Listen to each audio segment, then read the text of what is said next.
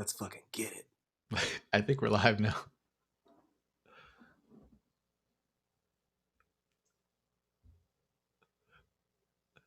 Yeah. Okay. Yeah, it came through. Okay. Hey, everybody. All right. Welcome to the Festival of Lights 2020. 8 crazy nights. Tonight is the 8th crazy night, and it also is the #1 crazy of all nights. And we are so happy to have you here. Thank you for sticking with us all week and for watching all these incredible artists. And we have an incredible lineup for you today. And so we're going to get right to it. But first, I want to introduce the 2 reasons that we're here today. The first is to raise money for the national bailout, and the second is to deepen our connections with each other by celebrating all the incredible people in our community as they share their art and creativity with us. So thank you for joining us, and thank you for sharing in this wonderful celebration with us. So the national bailout is a collective of Black-led and Black-centered collective abolitionist organizers, lawyers, and activists building a community-based movement to support our folks and end systems of pretrial detention and ultimately mass incarceration. We are people who have been impacted by cages, either by being in them ourselves or witnessing our families and loved ones be encaged. We are queer, trans, young, elder, and immigrant. So that is who we were raising money for, and we are so close to our original goal of $2,000. In fact, we are only $75 away from that at this moment. So if you want to go to donate, any amount is so appreciated and so welcome. You can find the link to donate in the description below, and you'll also find links to all of the incredible artists that we have today, including our first artist today is Sav-B, and Sav-B is a published writer from Long Island. He's the shortest bio out of everyone today. Everybody has these really incredible bios. But yeah, man of many beautiful words, but very short bio. Sav, are you ready? Are you nearby? I'm ready, man. All right, cool. Well, everybody, Sav-B.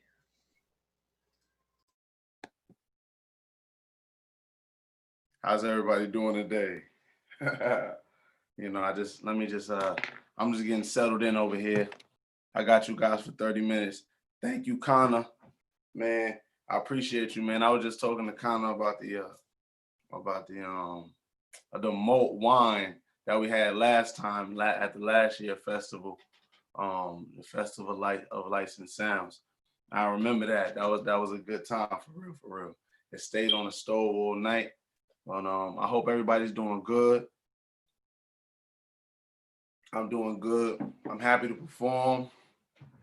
2020 has been a crazy year. A lot of ups and downs. I want to introduce myself before I go on rambling.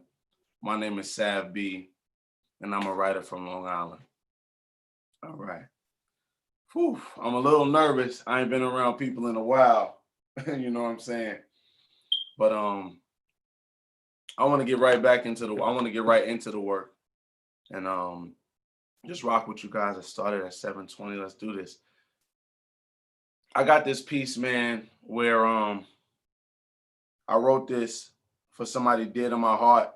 This year, 2020, has been a tough one, but I wrote something beautiful for somebody I love, and I want to share it with you all. So we're gonna get right into it. Give me a second. Not that one. Not that one. Oh man.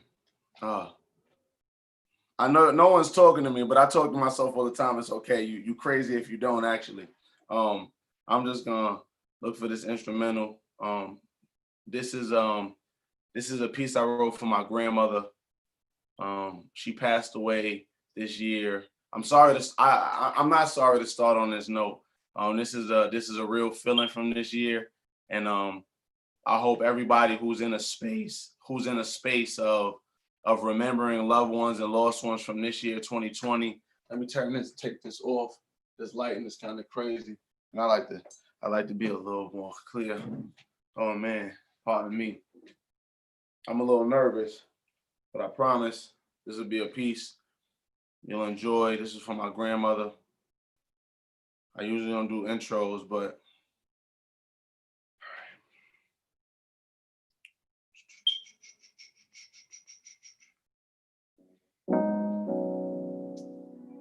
all right. All right.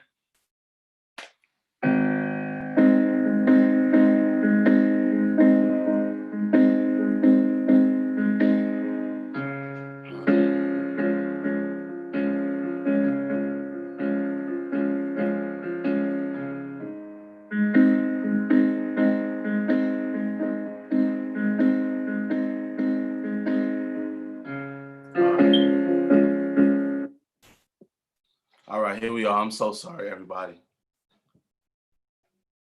Ready to start.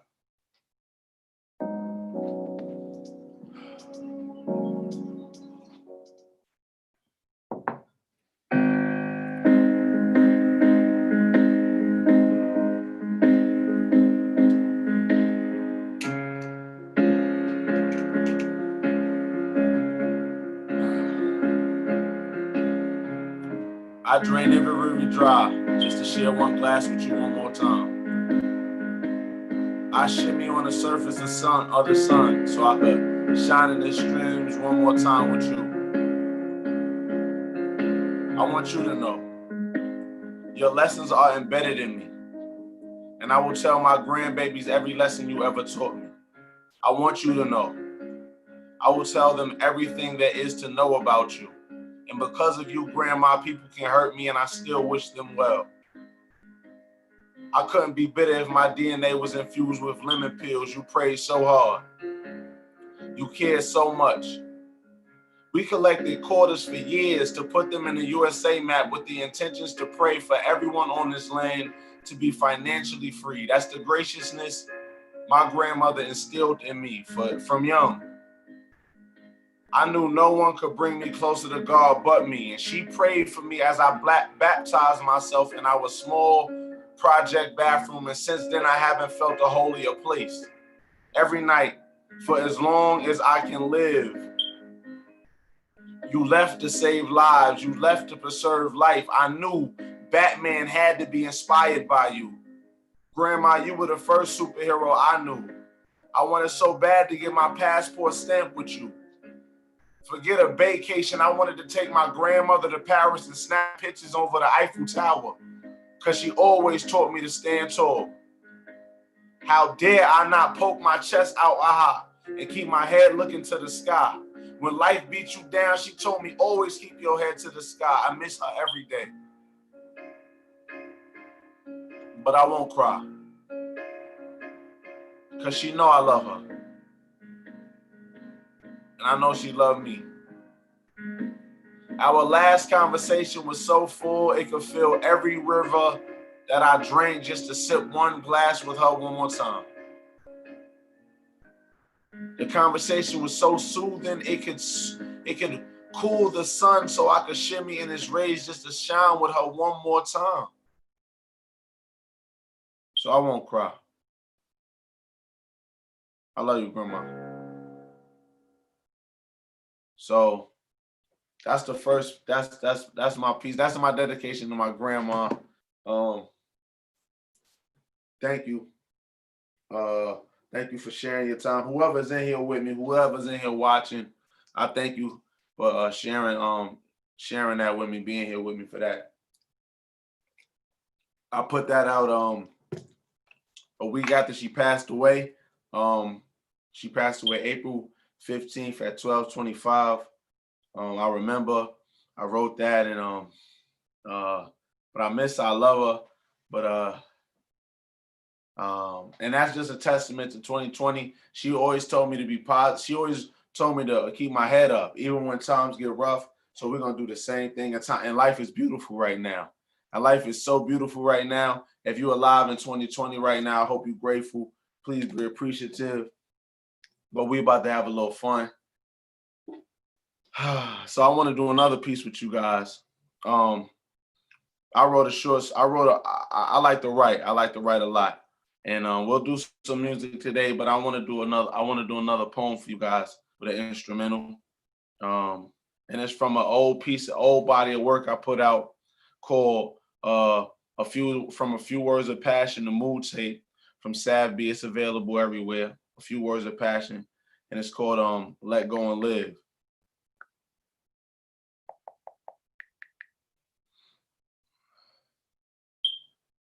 All right. Part of the transition time. I hope everybody's going good. It wasn't too cold out today.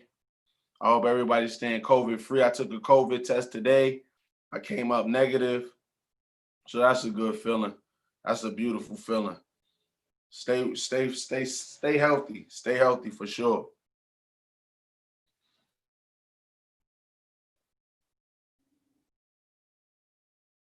Let's see.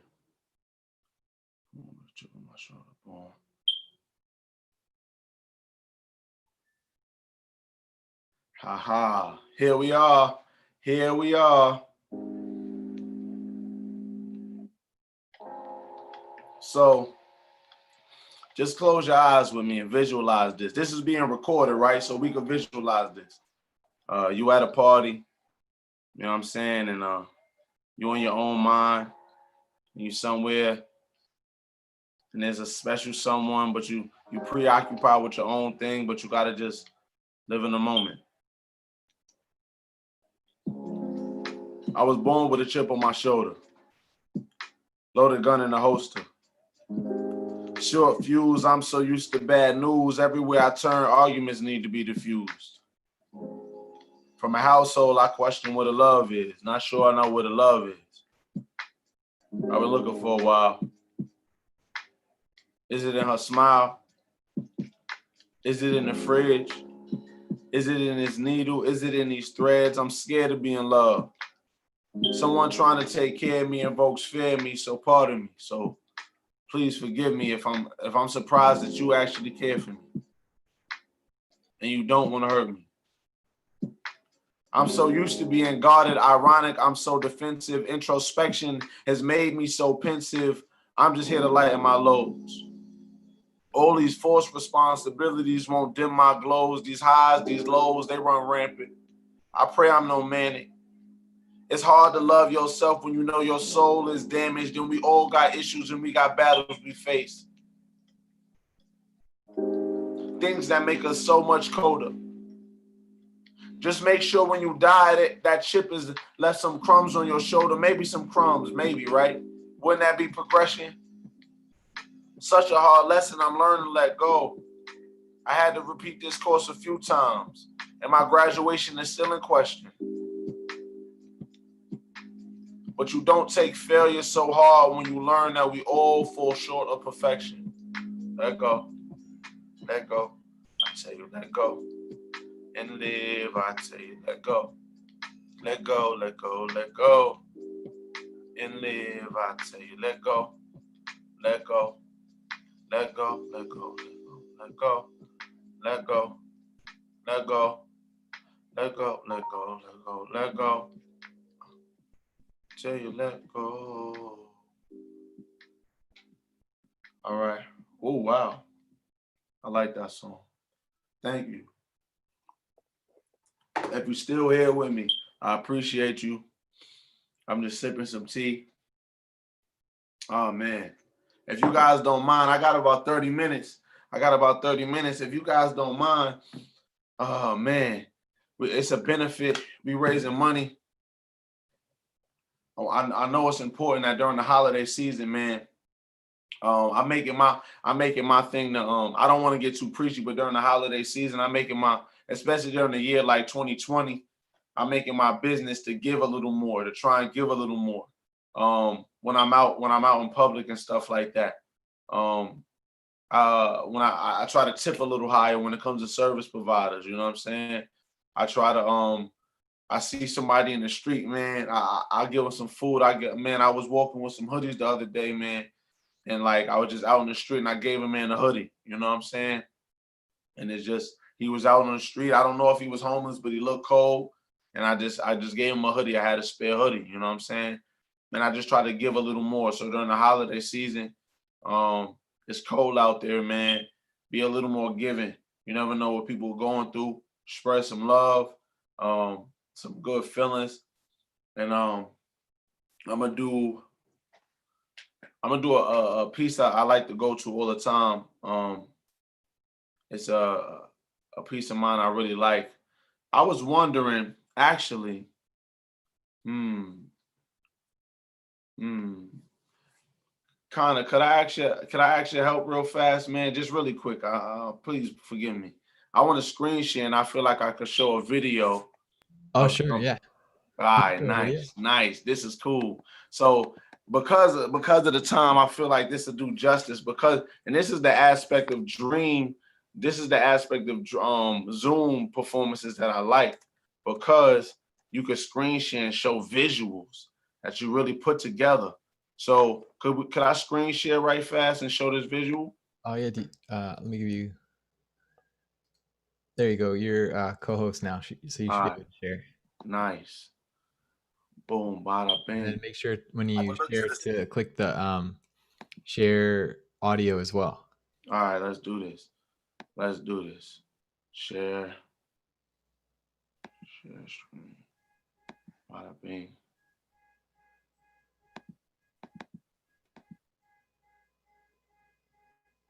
Boom. All right. You should be able to hear.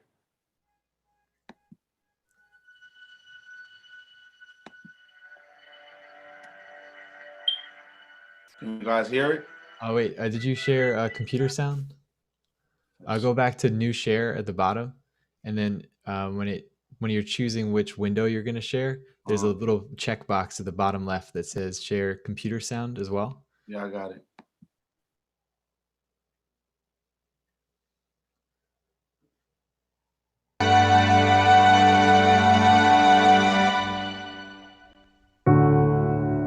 They say dreaming is free, but I wouldn't care what it cost me, because I know life without a dream is too costly. All the times the voices in my head tried to off me, I would look to the stars and fall back on the lessons that life taught me. I'm so proud of how far those lessons brought me. They used to tell me my dreams were too broad and lofty, but now look, everybody wanna sit and talk over coffee, and that's fine. I don't mind. No coffee for me though, tea is fine. But I wrote this for the person who let pain plague their mind and lets doubt steal their shine. I hope this reaches you in enough time to tell you that even though it's hard, you gonna be fine. Don't look at your past as your prime. Be your own stockholder, invest in that bottom line. Be a soul's pariah and never go amiss. Bet on yourself at all times, embrace that risk. Don't look at your dreams as expenses, but investments. Give it your all, no piss poor effort, vast deference. Vouch for yourself, let the mirror be your best reference. They say dreaming is free, but I wouldn't care what it cost me, because I know life without a dream is too costly. You'll watch your soul get a little corpsey.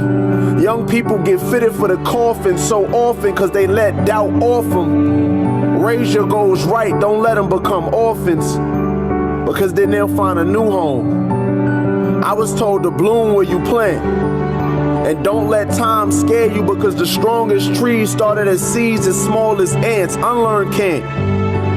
Placing limits on ourselves got too many of us lost in a trance, and it's almost like a metronome. How we go from work to home, and home to work. You see, doubt is a thief, don't let your dreams steal birth. Amazed by the accomplishments, unfazed by the incompetence. My blood run deep on 2 continents. This grind takes confidence. Find your niche.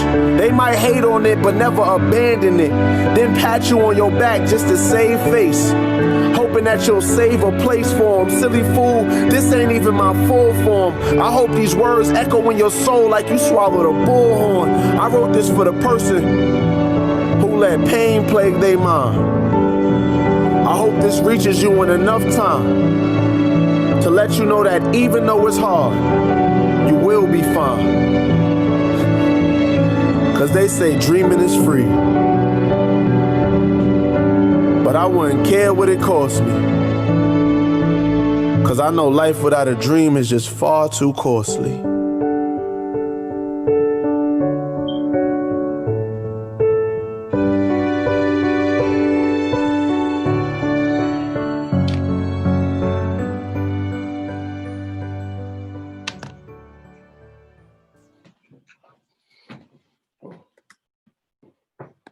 All righty.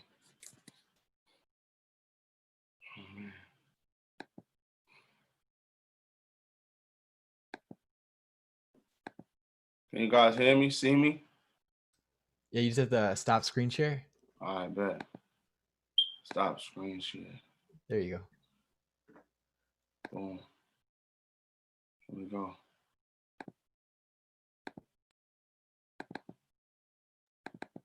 All right.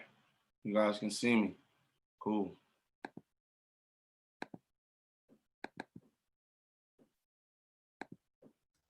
Oh, that's the screen share desktop again. You're in full screen. There you go. Now you're back to normal. All right, bet. Let's do this. So I wanted to change a little outfit right quick. And I wanted to do a song from this last tape I did, Growing Pains. I put it out. It's available on all streaming platforms now. And it's the wintertime. But I wanted to do a song, Dear Summer. You know, it's kind of cold out.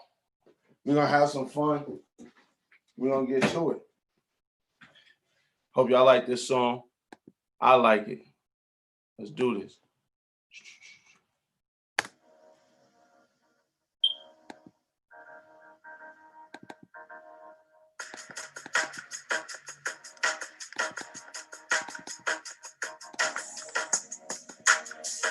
Yeah.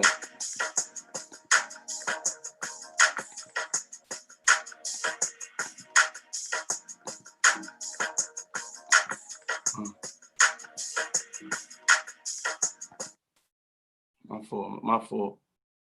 I'm gonna get it going.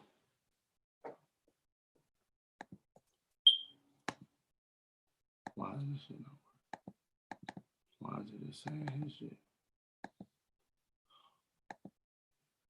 There we go. Here we are. Here we are.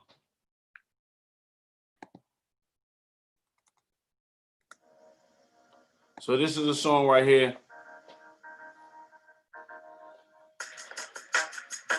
We just gonna chill out today. This is a song called Dear Summer. My boy Joe Hall did this song. He did this beat. Amazing producer.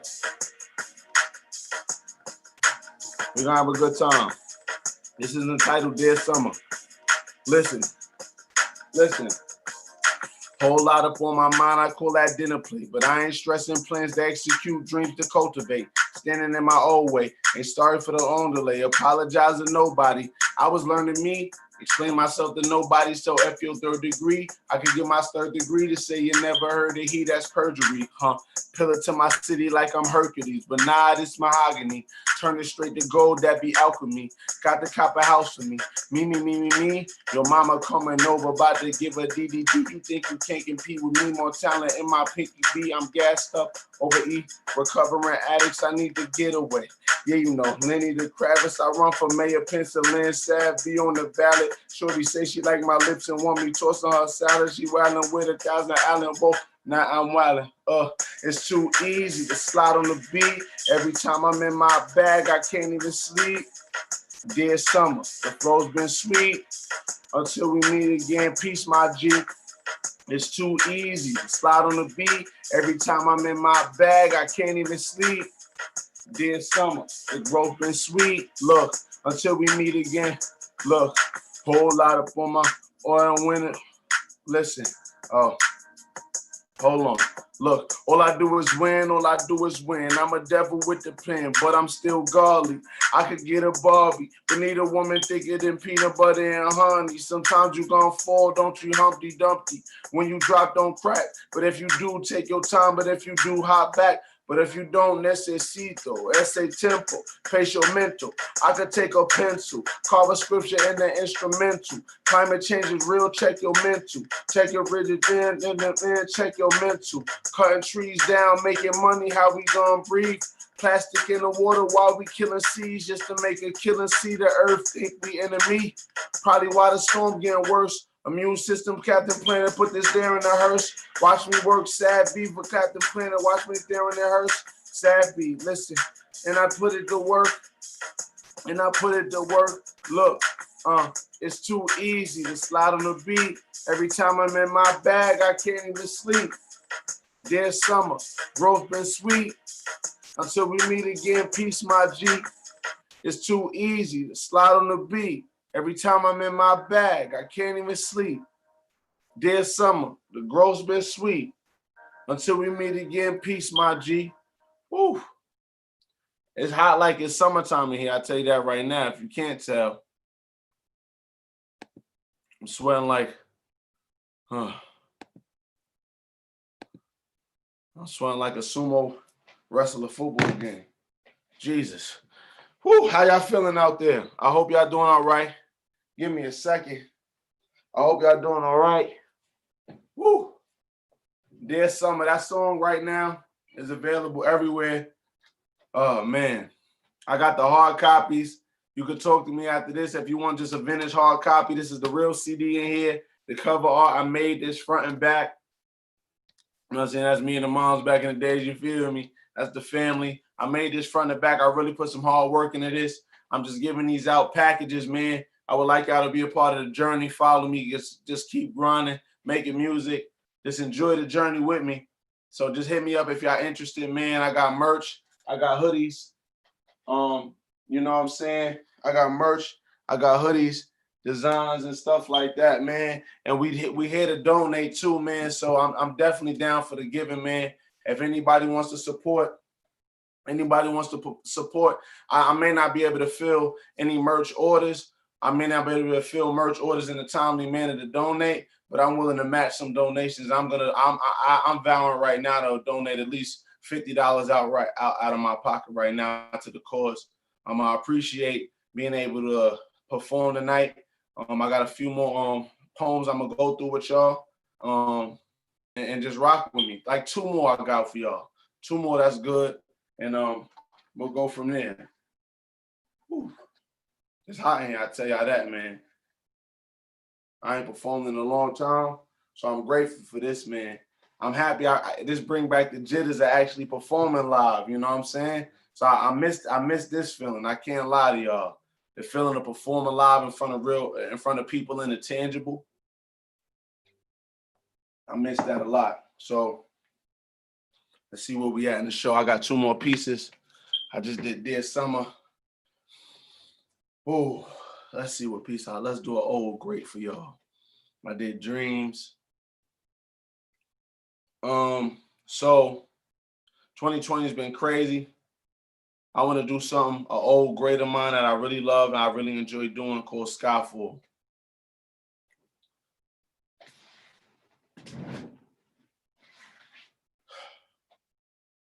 If the sky fall, who gonna catch it?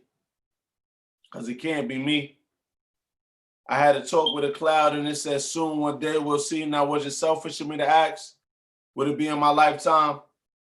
Preoccupied by my worrying mind. I gotta get it now. I gotta get it good because if I miss the opportunity, I may never make it. They say when one door opens, they say when one door closes, another one opens, but they never tell you how long you'll stand in the rain. They say this too shall pass, but they never tell you how long you'll deal with the pain. And that's essential information, the importance of duration. If the sky fell, who gonna catch it? Because I did sports in high school, but I was never that athletic. I had to work hard to get by. Never scot-free like Courtney's X-Men. I need a witch to muster up a spell on her cauldron. And I pray and I'm hoping, I'm wishing that the potion makes sure I never resemble the culprit. I'm hoping, I'm praying and I'm wishing that my first tailored suit ain't the one I wear to the coffin. If the sky fall, who gonna catch it? If the sky fell, better yet, who the hell dropped it? What burden was passed? I guess things got heavy and somebody moved their bowels. Somebody sent a sign. God, I'm asking for a vow. It just seems like lately the good don't happen that often. So everybody, at the sky fall, do me a favor and hold your arms up. Thank you. Ooh. So that's a piece right there I wrote a few years back. I always like performing that piece right there. I enjoyed it a lot. And I've just been thinking, I've been thinking about this whole time leading up into the show, how I was gonna finish the show, how I was gonna do a finale for the show. And I'm still not too sure. I feel like I want to read a poem to you guys. Yeah. One last piece.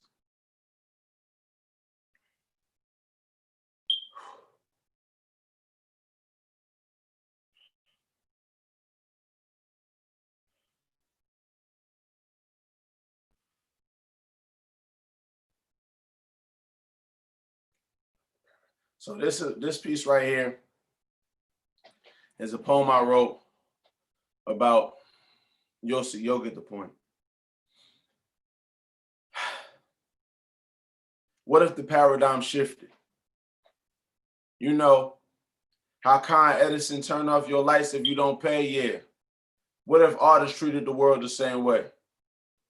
No more struggling artists, condescending family members who just don't believe in your dream. No more sleepless nights where you contemplate what feels right and what pays. Knowing I'm qualified, but still filling out those apps, avoiding those capitalistic slaps. What is it like to be a writer where people don't even read anymore? What is it like to be a dreamer where people don't even sleep anymore? I beat myself up every day. Contribute to a 401k or fight for what you love, because doing anything I don't love make me feel like I'm wasting away. Imagine if the paradigm shifted and we wouldn't monetize the gifted. I wish I could show my siblings their older brother drowning in cash, but instead I gotta nurture their souls and show them the world is full of love. At least our world is full of love, and sit back and just relax. What if artists treated the world the same way? Instead they just sat back and we watched as the artists nurture the world's wounds and remedy its problems with pens of passion and voices of virtuous vigor. What if the paradigm shifted and the starving artists will be paid for the soul food they gave?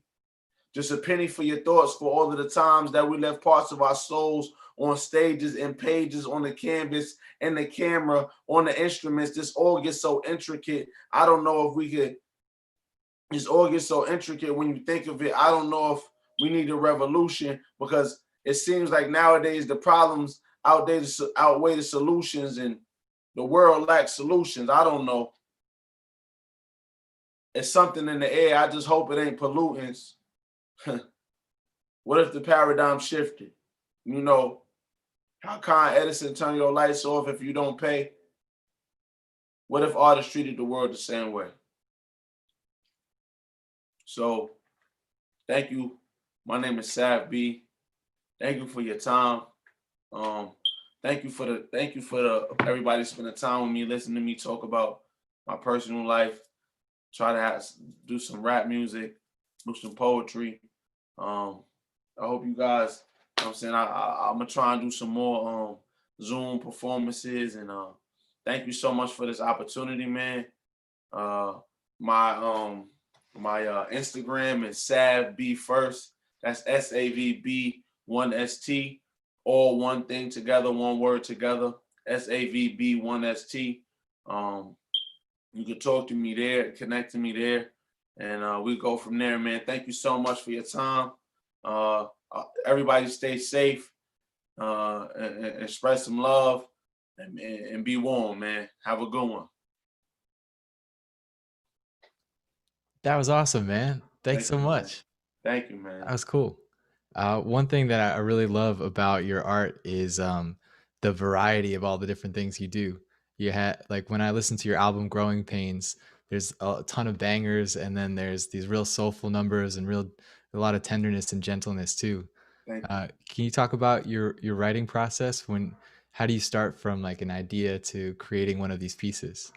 Oh man, so for me, it comes in different ways. I guess it comes in a different ways, like the variety, like you say. So like sometimes I'll hear a beat, and if it comes to me really fast, that's when I get something that's really rhythmic and really like catchy, wordy. But then like sometimes I'll hear an instrumental, and it'll take years for me to write to. Um, and it, and it's it, I've been listening to this instrumental, and I'm just finally forming a context. Like I've been listening to this instrumental since I made a SoundCloud account years ago, and I'm just now recently feeling like, all right, I can write a song to this beat. And it's crazy how that process. So my process is so far. Like I could write a song in 10 minutes, or I could hear a beat and it take years to write. Sometimes I write short stories. I write short stories and films and things like that. So I just try to write just as much as I can. So yeah, I just like to write, man, to be honest. So and it's such a wide range. I just draw inspiration from so many different things. Nice. And so we're running out of time, so I just got one more question for you. Um, you have all these really awesome videos, like including the one that you showed about for Dreams, Yeah. and but there's a whole bunch of that are coming out. How are you coming up with these concepts, and who are you connecting with to create these videos? How do they come about? Thank you, man. That's a cool question. Real quick, man. So I come up with the concepts kind of myself when I write the song. When I come up with a song, like one song, I did a song called Rules, and that video concept, I worked with a guy named Tukes Production. His information's in the video, and like really, we met up. I told him the vision I had for the video, and he used his own creative production. He's a great director as well, and we just made that happen. So, and sometimes I write treatments myself too. Like I wrote a treatment to almost every other video I've done. So outside of that one, independently, I work with a few other people that I know as well, like directors and stuff like that too. Though I'm always willing to work with people. Nice.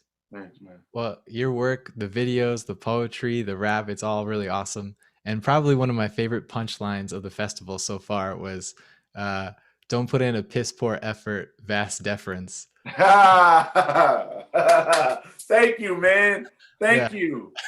I, Thank you, man. nobody has ever rhymed vast deference and made it like meaningful. It was so funny. Oh man, I'm sorry. Real quick, you know what's crazy? I learned about the vast deference in a science class. This girl one day, I told her I was a poet, and she said, "You're a poet." This was at Nassau, my first college ever. I'm a freshman, like 18. She says, "You're a poet." I'm in science class, becoming human. I go, "Yeah, I'm a poet." She goes, "You ever been a New Yorican?" I said, "No." She said, "You're gonna call yourself a poet? You never been in a New Yorican?" And from that moment, I said, "Never again." So I said, and that was the class where I learned really what the vast deference was when it becoming human and everything. I was like, that's a whole different thing, man. Oh man. I performed at the New Yorican since then, though. That was the moral of that little tidbit. But thanks, man. Thank you. I'm sorry, man. Yeah. Thank you. Thank you so much. And one last thank you is last year for the festival, you came and performed early and then you stuck around and helped us sell mulled wine. And I think because of your efforts to sell that mulled wine, that made up like half of all the donations that we got from all that mulled wine. So because of you and Olive and the team, that's how we raised so much money last year. Yeah, shout out to Olive and the team. Yeah. So thank you so much, Sav. We'll hang out again soon. Be well. All right, cool. All right, Serenity is up next.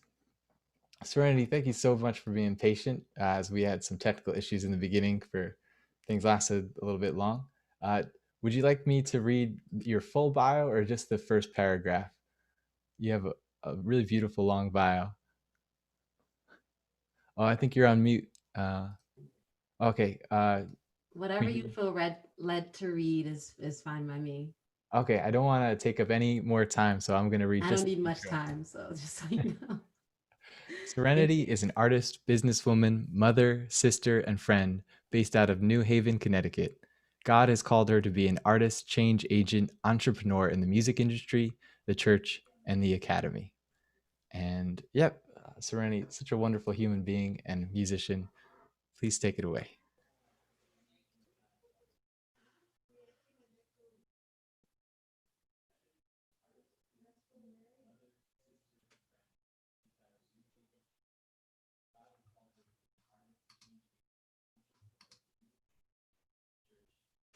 One, two, three.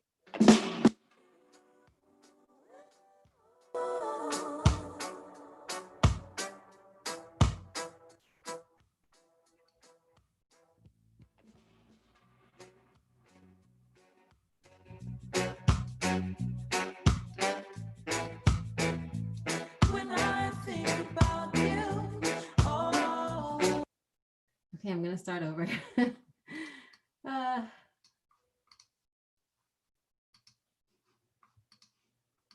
Okay.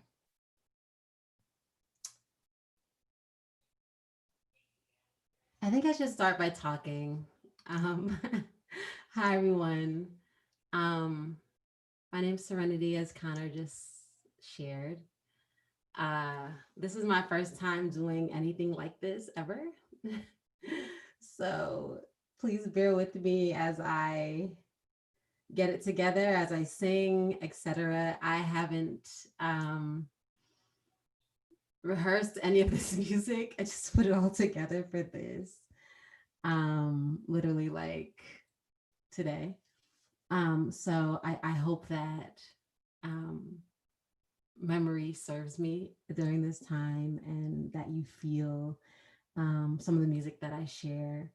I also just want to thank you, Connor, for this opportunity, for getting all of us artists together to perform and share our gifts, and for doing it for a great cause as well. Shout out to all the other performers, and you, Sav-B, you're incredible. Yeah, really awesome artists. I also want to encourage you guys as well to donate to the cause. National Bailout is a really, really important organization that we actually need to create change in this world, in our nation. And so if you have anything that you can to donate, please do. And definitely please share if you feel led as well, the cause, so that your network might be able to do the same. I'm going to perform 3 tunes today. It's 8 o'clock. Oh, a medley and another song that I wrote last year, 2 years ago now. Yeah. So let me know if you at any point can't hear me or whatever, and I'll try my best to troubleshoot. But this is the first tune. 1, 2, 3.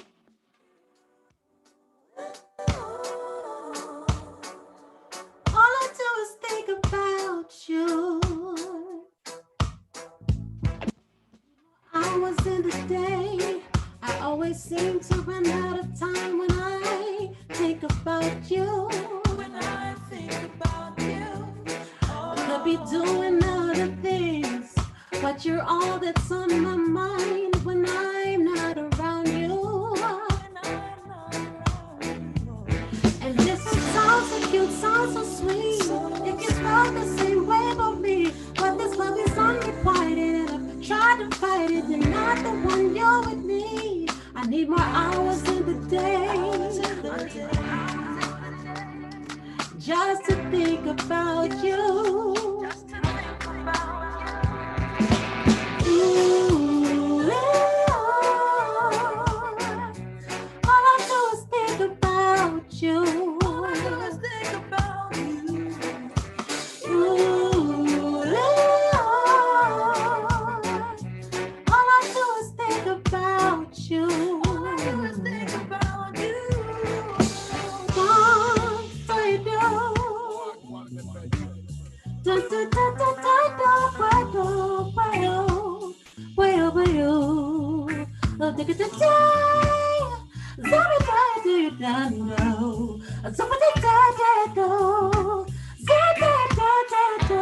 Saying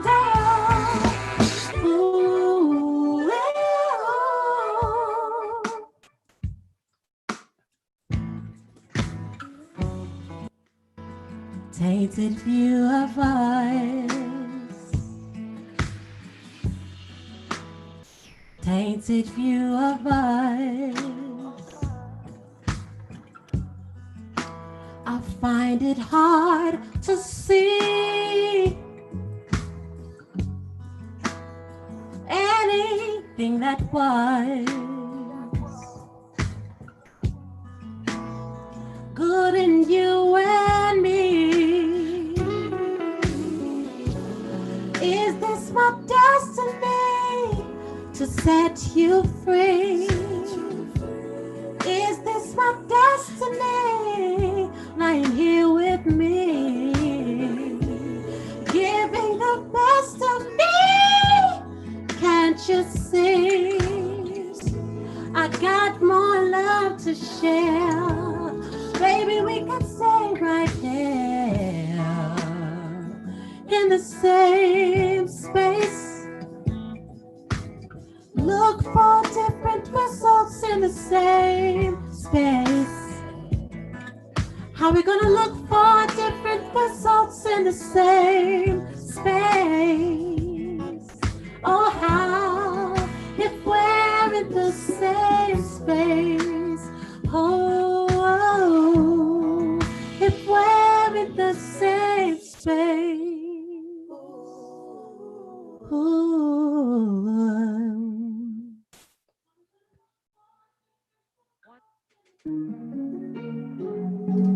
This is closure.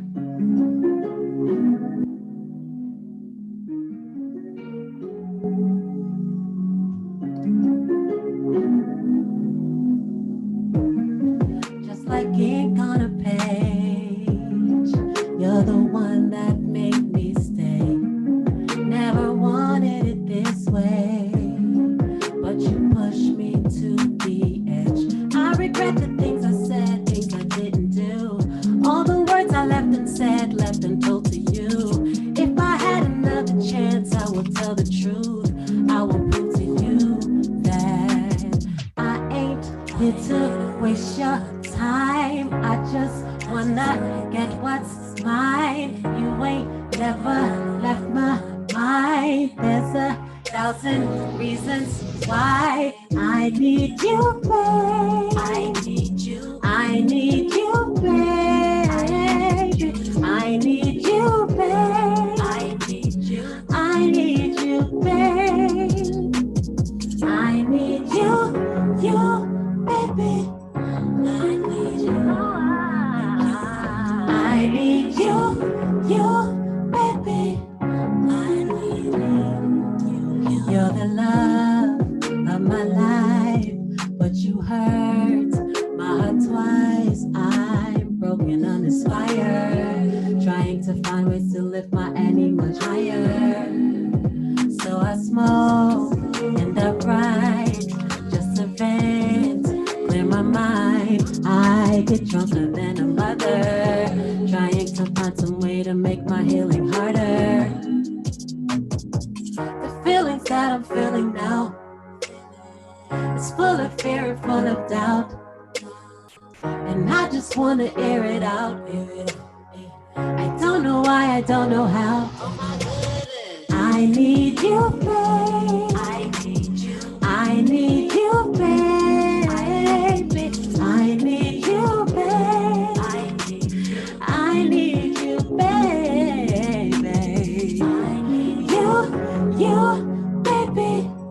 I need you. You know I do, babe. You, baby. I need you. I need you, baby. I need you. You know I do, babe. You, baby. I need you. Yep. And that was Closure. Wow, that was awkward. I felt like I was part singing on stage, but then also I felt like I was in the studio. And when I'm in the studio, I'm My eyes are closed. I'm feeling it. I'm trying to make sure the lyrics are right, my intonation's right, my phrasing, all the things. And so it was like a dance, even while I was singing, like be present in the performance and feel all that you're feeling, but also like, oh, this is new.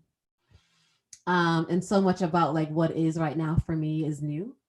Um, yeah, as just a human, as a woman, and as a mom, like I'm like, oh, my diaphragm is still like coming back together after I've given birth like 3 months ago. Um, and so yeah, I'm like, I've done my best to sing at my best, and like I'm like patting myself on the back right now because like perfectionism is a real thing for me, and like just allowing myself to let that go and just be present in the moment and do my best is like enough. And that feels really good to be in that space. So I do hope that you guys enjoyed the performance. You can find me. I think the links are there. I have a website. It's on the description below, serenity.xyz. And I think it's also here in the, what is that, the lower left corner? Um, yeah, and so you can check me on my website, www.serenity.xyz. I also have a self-care collection that I produce for, you know, just for you to take care of yourself. And that's, I feel, especially important during this time of pandemic, self-care and, you know, self-love. So check that out if you feel led. But thank you so much for having me, Connor. Thank you so much. Yeah. Hey, that was beautiful. Did you have more Thank songs, or you. that was it? That was. That's it. Oh, okay, cool. Yeah. Yeah, they were beautiful songs. I think Thank you. you said it was a medley, and it came all so quickly that it felt like I was like, oh, more. But yeah, it was so beautiful. You sounded great. And it's so interesting to think about the physical aspect of singing and how important one's body is. Like you were saying, your new mother, baby Sam, our special guest, is in the back. Yeah. Shout out Psalm. And And Deja's here too. oh, Yeah. was it the second their name? The second Deja. Deja. Oh, nice. Yeah. And can you speak to some of the newness in your life around how you're thinking about art? Like how has these new human beings and like new love and new life sort of impacted the way that you're thinking about creativity and the work that you do? That's a good and loaded question. Um, No pressure. It's kind of a big one. yeah. I think I have a lot to say about it that I may not be able to fully share here. Hmm. But what's coming up for me right now is that every moment, every day that I get to wake up and do life with Psalm is completely creative. Cause yeah, it's just all, no day, no moment is the same, you know. And I realize that mothering in of itself is like is art. And a lot of times as I think about like what does life look like for me as an artist, um yeah, what does it look like for me to like show up to my artistry, which looks completely different because as those of you who know, I sing for a lot of people or with a lot of people, and a lot of that has been upended, right, since COVID. And so to visualize and realize what life could look like now, it's a huge question mark. So I don't really know what that could be, but this is a start, right? Showing up in this space, but showing up every day, and claiming and reclaiming the fact that like I am an artist and everything that I do is artistry. Like this is art. Like flowering the plants, watering the plants, and watching them flower and bloom is art. You know, changing my daughter's diaper and feeding her is art. And like immersing myself in it and allowing that to like fuel and give me information and words and lyrics and life to pour into the music. So yeah, I hope that answers your question in a nutshell. But yeah, it's life. I see life so different. I see life from a different lens now. maybe because of everything. I think we all can attest to that. Like we're all um, having to see life in a new way because of this new thing that's happening in our world. So yeah, it's good. Mm. Yeah. Yeah, I think all of the newness that we're all experiencing is such a sort of a big elephant or a big like focus of everything, all of our energy. But I'd also like to maybe put that just aside very gently and kind of focus in on the art itself and like your creative process, because you do so many different things, and you're an entrepreneur and a teacher and an artist, and uh, an artist is kind of a catch-all for all of those things, but I also mean like a songwriter. And so can you speak to some of your songwriting and what your process is for that? Yeah, I have a 360 approach to songwriting, and shout out to my professor at Berkeley, my former professor, Mark Simos, who helped us to really understand the notion of 360, the 360 approach to songwriting. Really what that is just being willing to take from anything and everything to guide and inform your writing or your creative process. And that could be like a dog barking, a horn honking, um, I don't know, the sound that the water makes as I'm pouring the water. I mean, to a lyric, to, I mean, dot, dot, dot, right? And so I honestly just pull from anything, whatever inspires me and leaves a spark, I just run with. And then I let that like flow until I have something that I feel is solid. And more explicitly, one of the ways in which I find that I can generate a lot of creative ideas, namely text, lyrics, is like say I'll listen to a song and that may be a popular song that's out. And I'll be in the car wherever I am. And if I'm listening and I may have like a rhythm that comes to me on top of what's already there, or a lyric that comes on top of what's already there, which is considered in some way, shape, or form an interpolation. I'll just take that idea and say, okay, let me strip away what these producers and these writers have already done, and take the instrumental and let my mind, my creative juju wander, and I'll record that, and then I'll strip the bass line, which is the track, from that, and then have a producer, or I'll produce a track under that, and there's a new song. So that's one way of doing it. And that's what I did with Closure, actually. Oh. For those of you who don't know, the track, and this is something that's still in the works right now, but the track is Halsey's Without You. Oh. And so I just took that, like, oh, that's fire. I've actually created quite a few different types of lyrical themes around that track, but Closure is what stuck the most.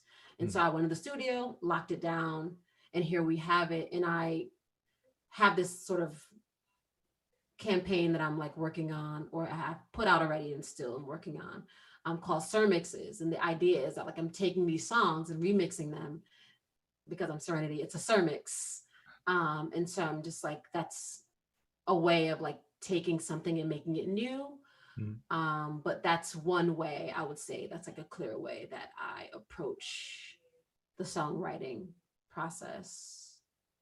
And even that's a way that I approach artistry as a singer too, because sometimes I get a call, it could be, I don't know, Coldplay or someone, and they're like, hey, like, let's work on this thing, whether it be in the studio, whether it be on stage. And we listen to what's there. And sometimes it's nothing there. And it's like, what do you think? And you just listen, and your ears, your spirit, your heart is open to like what comes down. And then, I don't know, I just allow my little body to download it all and then regurgitate and like let it out. And sometimes there's no way to put that into words. It's just like, I just do it and like, that's it. But like, yeah, that's in a nutshell, that part. Nice. That part. I'm kind of learning and teaching myself to record and mix. And I wonder, you mentioned like the way that you would kind of focus in on the different aspects of recording. And I wonder if you have any other recording tips or production tips when you're in the studio, especially since you've worked with so many amazing artists? What are some like strategies or techniques or just thought processes that help you in your process? Well, I was gonna ask you that because you taught me a lot today. I would not be on the Zoom if you didn't help me. So thank you, Connor. Yeah, happy to help.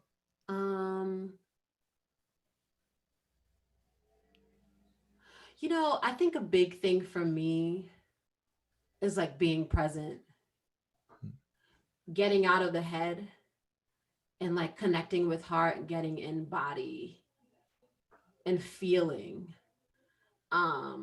That's first and foremost, because a lot of times like a lot of the stuff, jargon in our head can prohibit us from like being authentic and in the moment. So I think that out the gate. And what I like to do is go into each like space, with prayer and with meditation and openness, like Holy Spirit, like do what only you can do in this space and through me. And like sometimes I'll even like light incense, or I'll have candles. I'll set the mood, whatever feels right for me. That's different for everyone, right? But like I'm a mood person, so I need like certain type of lighting and like,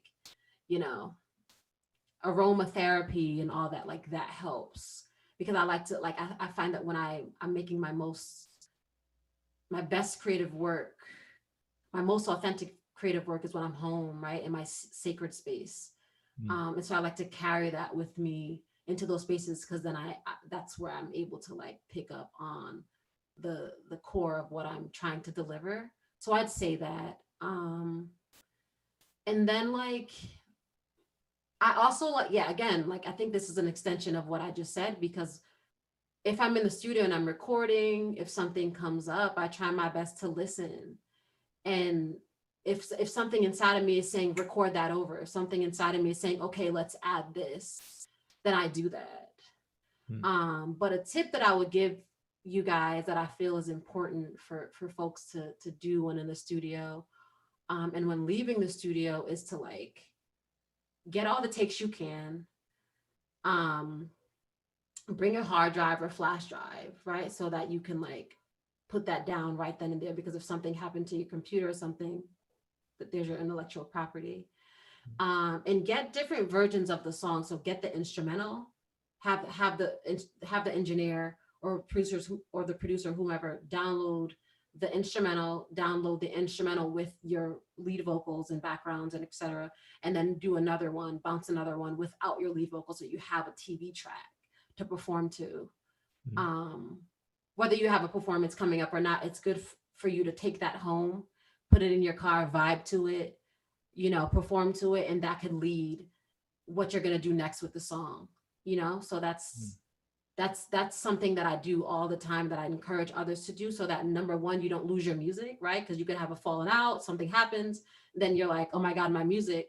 And then secondly, you having those three things, I find, and not limited to those three, helps you to, continue the creative process and not be bound to the last thing you did in the studio and be holding on to that. It still allows you to be free to create more if you need to. Yeah, that's really good advice. Yeah. And one last question. I think maybe I should have read your whole bio for everyone. Good, if you want. Yeah, let's do it. All right. I'm going to read the rest because I have a question about one of your experiences. Okay. So, Surrenity is an artist, businesswoman, mother, sister, and friend based out of New Haven, Connecticut. God has called her to be an artist, change agent, entrepreneur in the music industry, the church, and the academy. In the music industry, Surrenity is a musical artist, primarily as a vocalist and producer. As a music business professional, Surrenity serves as a music consultant, contractor, and talent manager for major and emerging artists. She is a founding member of I Am Beyond, a creative agency and production company that helps businesses take their creative thoughts and make them tangible. Along with this, she joins friends and notable figures on various projects on stage and offstage, in TV, film, theater, and behind the scenes. She has worked with many other artists as well, including Beyonce, Stevie Wonder, Ariana Grande, and Bruce Springsteen. In the church, she sings for worship services on Sundays and throughout the week. She hosts Bible studies locally, virtually, and non-tour. She participates in mission and charity work to support those in need and to bring hope locally and internationally. She believes the church isn't about religion, but about connection, faith, humanity, and love and dreams to see the whole world alive this way. In the academy, she has worked as an educator in high schools, colleges, and prisons.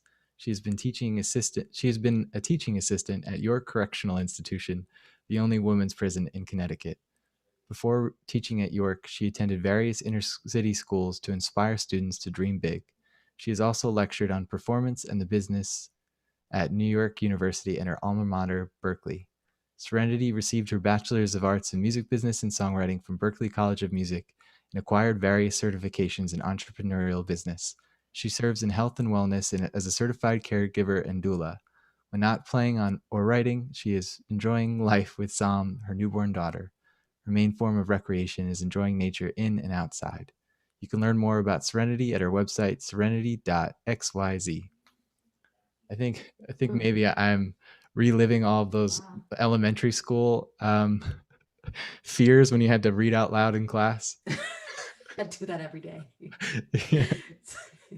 But because we're raising money for the national bailout, I was wondering if you felt comfortable, if you could talk about your experience as a teaching assistant at your correctional institution, and kind of if that was something that you felt comfortable talking about. One of the greatest experiences of my entire life. And I revisited some of those experiences this week as I spent time with my grandmother, as we spent time watching a boatload of documentaries, true stories about the pandemic that's happening within our country around mass incarceration / new Jim Crow / modern day slavery. To those who are Black, brown, and marginalized, it's really, really sad. But that's in a nutshell why what was the question actually? It was very open-ended, just like, can you talk about your experience as a teacher there? Okay, because I Yeah. can go on and on about it, y'all. So this is good. My experience at York Correctional Institution, which is the only women's prison here in Connecticut, has been profound. I went in really with the intention with some other folks who have the same desire to go in and like just be a light to these women. To go in and just say, hey, like, you're seen, you're loved, you are not the thing and the reason why you're here. Even if you are here and you're innocent and you did nothing wrong to be here, you're not that either, right? And let this not like break you. And it was in going there to share that and to bring hope and humanity to these women, was where I realized, wait, like they were doing that for me. These women are like amazing believers, so encouraging and such kind-hearted women who, some of whom, yes, have done really bad and heinous things, and others of whom who've like done petty crimes, but like they're doing the time. But they're all, what connects all of them is like, hey, we're here for a reason. We're here for a reason, whether we like it or not, whether we're supposed to be here or not, like we're here for a reason. And the reasons why they would decide to come and meet every Wednesday, we got together on Wednesday nights. The reason why they'd come and get together on Wednesday was to just connect and hold space and shift the atmosphere in the prison complex, which can be very hard and very negative and just, yeah, I guess essentially like they just wanted to come and have and hold space. And man, I realized for a while that like that was something that I needed. And I didn't realize that like going in that I would need that space as much as I did, because they offered that to me. There's so much to say around my experience at that prison.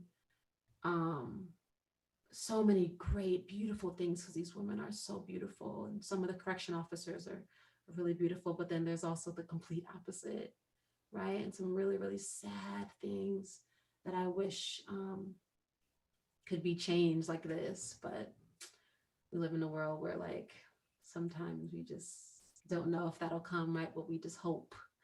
Um, but in a nutshell, yeah, my time at York changed my life, and has informed, you know, what I'm doing now and what I even hope to do. And I'm just so thankful that you saw fit to like connect the national bailout to, you know, what we're doing and really bring awareness to what's going on. And I hope that, you know, one of my prayers is like, you know, that the world sees more people, becomes aware of the reality and the truth of this stuff. It's like really bad.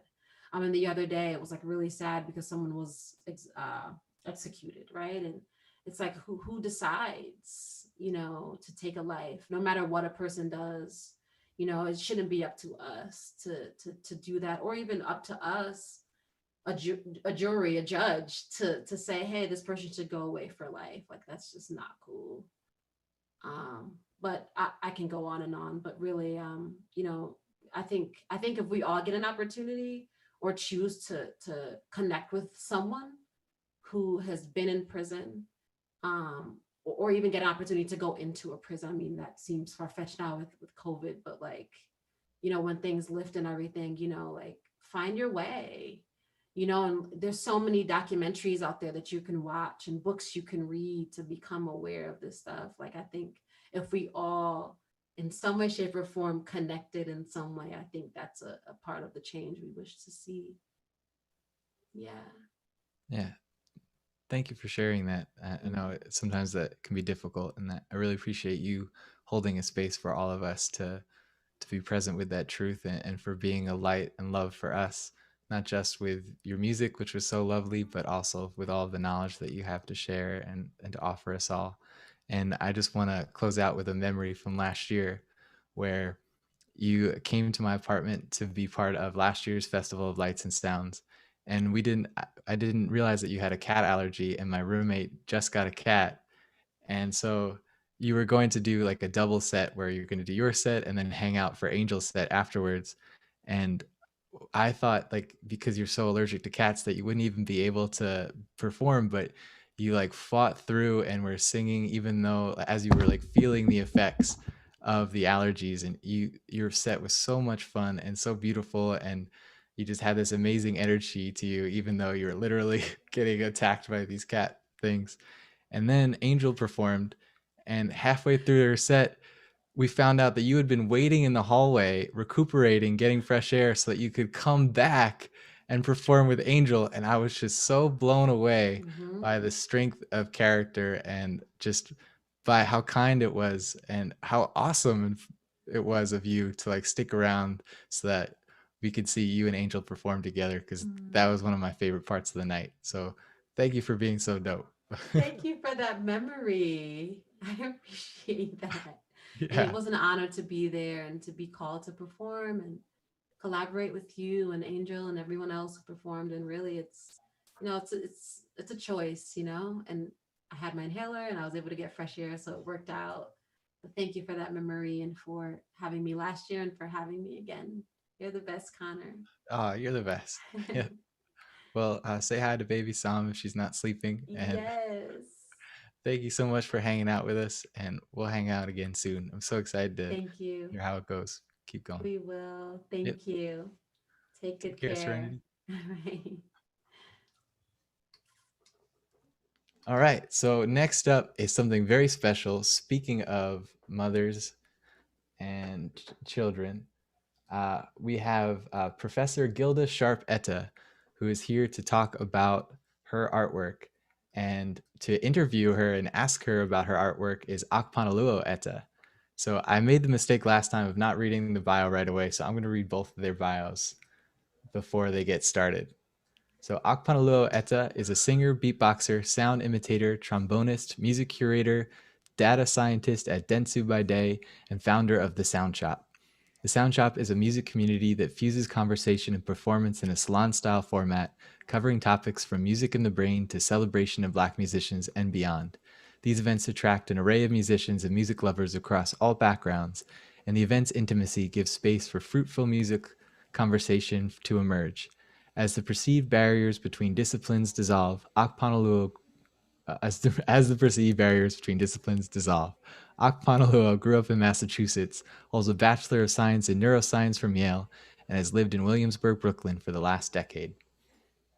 I think my eyes are starting to get blurry as I read these. So sorry. Cool. Connor, actually, I feel like for my mom, I think I can just sort of like jump into it and like have her like introduce her background. Absolutely. Yeah. You And Please know? take it Connor, away. I'll hop off and you guys get started. Connor, just one thing. I'm trying to enable the video on Ete Video. Oh, I might have turned that off Okay. by accident. Can you start it now? Oh, wait. Try it now. Okay. I mean, you're better at talking about yourself. I think it's when I turn it off. Okay, cool. Welcome. Yep, we're here. Yep. Okay, actually, my hey Connor. Yeah, I'm here. Yeah, my mom does want the background, right? Okay, sure. Yeah. I'd be happy to.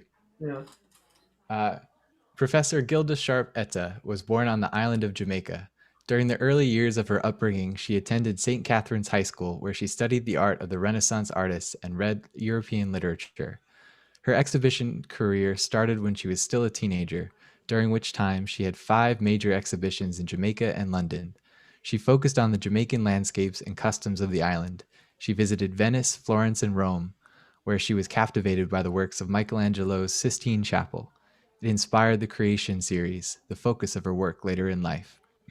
After immigrating to the United States 30 years ago, Gilda received her BFA from the Massachusetts College of Art with honors, an MA in education from Tufts University and the School of the Museum of Fine Art, and an MFA from the Maryland Institute College of Art. She is a devoted educator, teaching artists in the Boston Public Schools for over 20 years. Miss Sharpe-Etteh was conferred the City of Baltimore Award for her contribution to art and education. Throughout her teaching career, Gilda used art to improve her students' reading and language skills. Miss Sharpe-Etteh has balanced her teaching career alongside being a practicing artist. Although she was trained in the European traditions, Gilda strays away from the formal elements of Western art, instead embracing a new abstract style. Her work is inventive and evokes a playful quality and an expressive use of color. The content of her work depicts the Jamaican landscape, the mountains, the sea, and the sky. Her storylines reveal the customs and celebrations of Jamaica. Gilda's work often centers around 3 themes: the festival, mythology, and the marketplace. In her own words, the artist feels that the festival is very important to me because it is part of Jamaican tradition, but also connects to the many peoples of the world. I created a series of paintings entitled The Creation. I asked the same questions as Paul Gauguin? Gauguin. Gauguin, thank you, did when he left France to paint in Tahiti. Where do we come from? What are we? Where are we going? Gilda states, I am constantly thriving to find myself and question my own identity as a Jamaican artist in the United States. Gilda, a self-proclaimed artist in exile, looks nostalgically at the island of her origin and draws inspiration from dreams and memories. Mm-hmm. That's really beautiful. Yes, thank Yeah. you. Thank you. Well, yeah, I guess I'll take it from here. So, Mom, I'll be referring to you as Professor Sharpe-Etteh. Can you tell us a little bit more about your background and how you got started in the arts? Yeah, I might be repeating myself in some ways, but I'm Jamaican and I started art as a child artist, and I continued at St. Catherine High School, where I was much influenced by one of my professors who take uh, great interest in making sure that I had a formal training in the arts, and that person was Canon B.C. Jones, and my principal at St. Catherine's, Sister Mary Pascal. They both were very encouraging to me, along with my other art teachers. So I had my first exhibition at the Plum Redcam Library in Jamaica, and I was still a teenager, and that exhibition was well received by the Jamaican people. And yeah, so one question, and also I just realized that even though we're in the same room, we should look at our respective cameras. So I'll look at this one, and you can look at the one with the ring. Okay. Yeah, yeah, yeah, yeah. So yeah, just one question I wanted to ask you at that point. So you mentioned your first exhibition was at the Tom Redcam Library. How old were you when you had your first solo I exhibition there? was between 18 and 19, yes. And what's the significance of the Tom Redcam Library? The Tom Redcam Library is the oldest library in Jamaica. So it's very important, to Yeah. our Jamaican history. And then as you entered adulthood, you were working at the Bank of Nova Scotia. Can you tell us about the influence that had in terms of your progress as an artist? So I never stopped painting, but what happened after my exhibition, marketing officer saw some of my work, and he encouraged me to have some exhibitions in Jamaica, and that gave me lots of exposure.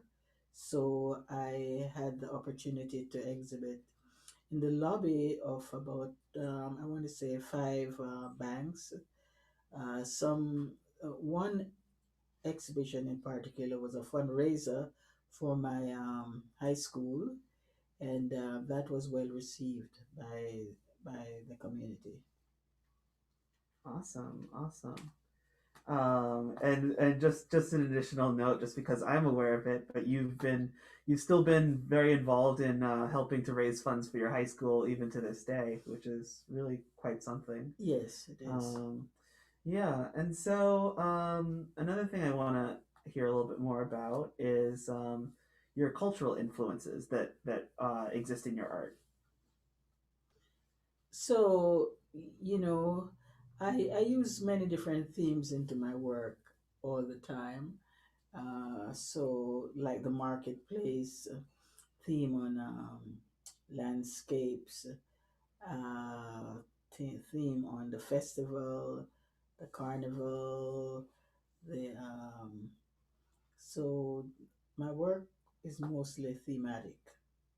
Mm-hmm, mm-hmm. And on the topic of the festival, I want to get a little bit more detail on that. Am I seeing that? Hmm?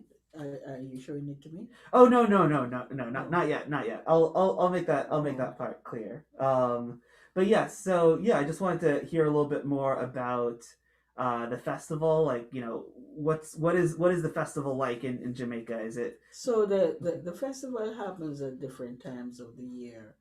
For example, we have the festival at the Jamaican Independence during the Independence time.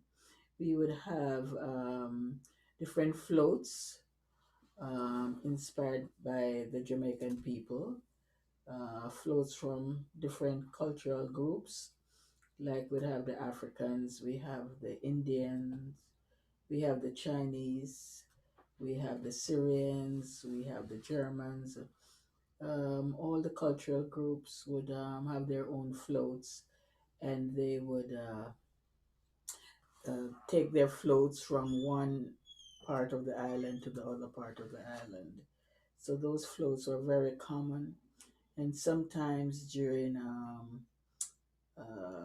the New Year's too, we'd have celebrations of the floats for the New Year, just to celebrate the beginning of a new year. great? So yeah, why don't we jump into some of your works, and you can tell us a little bit more about the background of each of them. So the first one The first one that's up here is called "The Creation of the Sun, the Moon, and the Star" from the Creation series. So why don't you tell us a little bit more about that one? Yes, that's a very large series of paintings that I did, and I use the Bible a lot for this series here, and Genesis in particular. So we have the center where there is the God and the angels right there, and the angels on two sides too, bringing in the light. Because in some places, the in Genesis it said, "Let there be light," and so that's what's going on right there. You know, you have the angels on both sides in the center and flanking the center part. Mm-hmm. Mm-hmm. And for the Creation series, were you pulling from a singular tradition, or were you pulling from an array of creation traditions? I began looking at creation from many different cultures, but I ended up with the creation from the from the Bible, the Mm-hmm. biblical creation. Mm-hmm. Mm-hmm. Yeah, but I did look at creation from different cultural background Yeah. as I you know bring this whole theme together. Mm-hmm. Mm-hmm. Yeah. And of course, there are many drawings within this series too, which is the drawings has to do with just sketches, as I'm working out my ideas. Mm-hmm. Mm-hmm. And do you still keep those sketches? I don't think I've seen all that No, many of them. they're on paper, Uh-huh. and Uh-huh. so they are folded and kept separately. Gotcha. Gotcha. All right. The next piece is called "The Calling of the Festival." Yes, just as I said, the festival has a lot to do with our Jamaican culture, and so this one is showing like the bell on top is actually the bell ringing for the festival, because the bell makes that sound. The Mm-hmm. bell encourage one to come join this festival. Mm-hmm. And of course, you have the mask. The mask is a very important aspect of the festival. As you see, the cultural mask, Mm-hmm. the African mask with the Yeah. masquerades. And you have the masquerades different times of the year too, not only during the festival time, but bringing in the new year, as I said before. Mm-hmm. The masquerades would they prepare for the whole year to come and dance into the neighborhood. There was an area in Jamaica called Portland, where that's where you'd find the masquerades coming from, Mm-hmm. and they dance in the neighborhoods and for visiting different homes and in the square. So Yep. yeah. Great. And the final piece I wanted to share is called "The Drummer." And one thing that I want to mention before you get into describing it, this is definitely one of my favorite pieces of yours, and this is actually what I used for the design for the event that I did with my music community, the Soundshop, as the picture for the celebration of Black musicians, which was held 2.5 years ago, and you were present for that. But it was such a joy getting to use this piece. But yeah, I'll pass it on to you to talk more about the drummer. Yeah, this is also one of my favorite pieces because the drummer, the musician, is important in all aspects of our lives. Coming from the African tradition too, where the drummer is so important. Drumming is important. Music is important, but the drumming in particular. And this guy, he has his dreadlocks. I don't know, but all that on top of his skull there. It's the I was thinking of the Rastafarians and their drumming too, and then you have the beads in the hair, and the one hand drumming away. And another thing I liked about this work is the distortion of the work, you know. And he's old, so he's a man of knowledge. He's carrying a lot of knowledge with him. So I make him with his beard. So my drummer is very important. That's really beautiful. That's really beautiful. I really like that. And I actually didn't fully realize that was the drummer's hair before. Okay. Incredibly enough. Okay. Yeah. Learn something new every time you hear about a piece of work, even if you've been looking at it for a long time. So yeah, those are the three pieces that I wanted to share. So I'm curious, what have you been up to lately creatively? Creatively, I start on a series of paintings Mhm. that I've been working on, mostly landscapes. So Jamaica is so scenic, and I thought, let me get into landscape. But my landscape are not going to be realistic again. It's going to have some abstract qualities to it. Mhm. Yeah. Yeah. So I've done some before, but these one will have some abstract qualities to the works. Great. Yeah. Yeah, well, Professor Sharpe-Etteh, thank you so much for your time. Is there anything additional that you feel like sharing, or is that good? Oh, that's it. Yeah. All right. Thank you so much. Thank you. Yeah, good chatting, Mom. All right, back to you, Connor.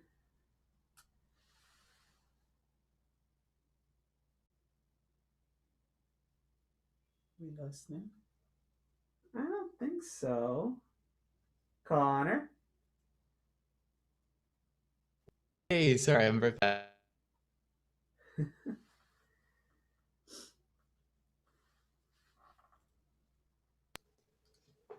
Hey, that was so great. Thank you so much for being here, both of you. I really appreciate it.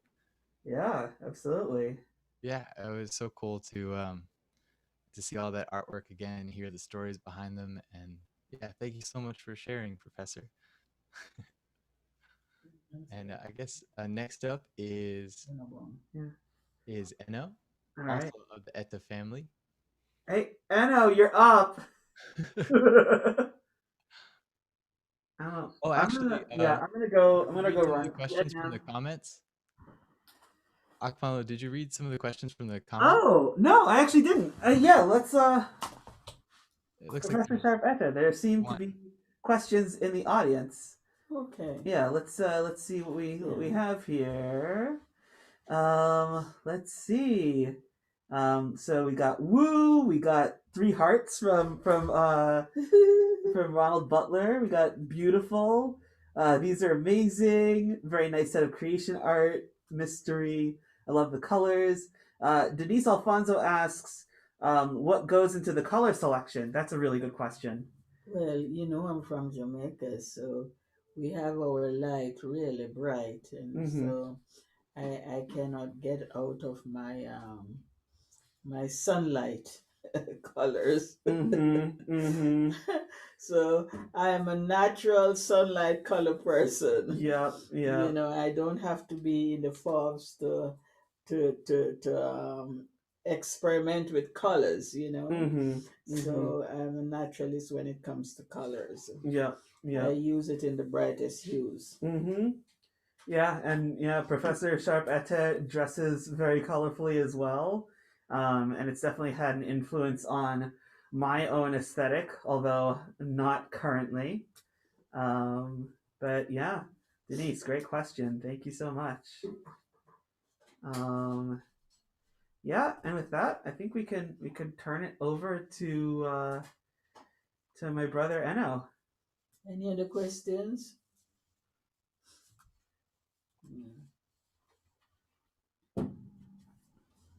Go on, Anna. Oh, yeah. There's a 26. All right. Hello. All right, I'll introduce I'm Eno. gonna switch. You want to sit here? I'm fine. All right. Tell me, Oh, is this good? just a moment. Stall for 30 seconds. I know we're live. Oh, okay. Well then. Oh, Ronald has a question. How Oh, did you Connor, come, yes. Go ahead. Read it. how did you come to love/use art as your form of expression?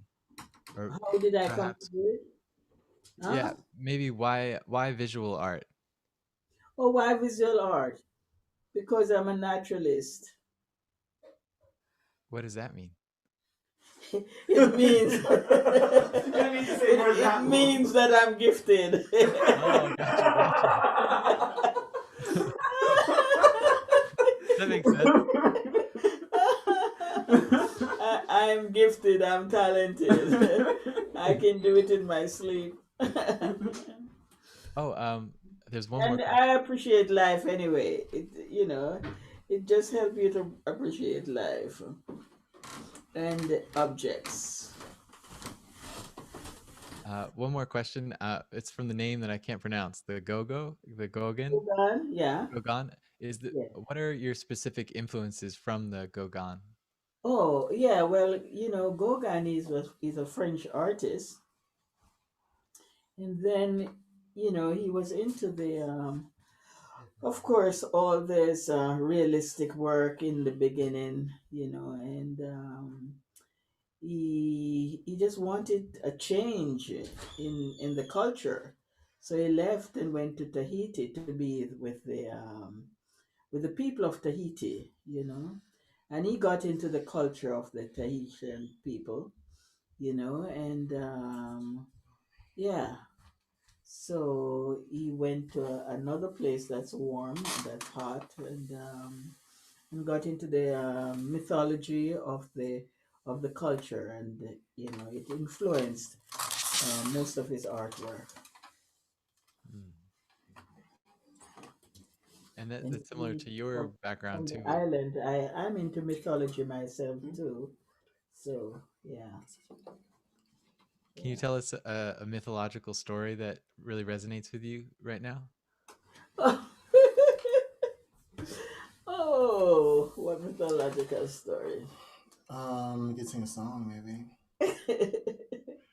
River to the Bango Valley. It's not mythology. No, that's not a myth. Um, Like the creation.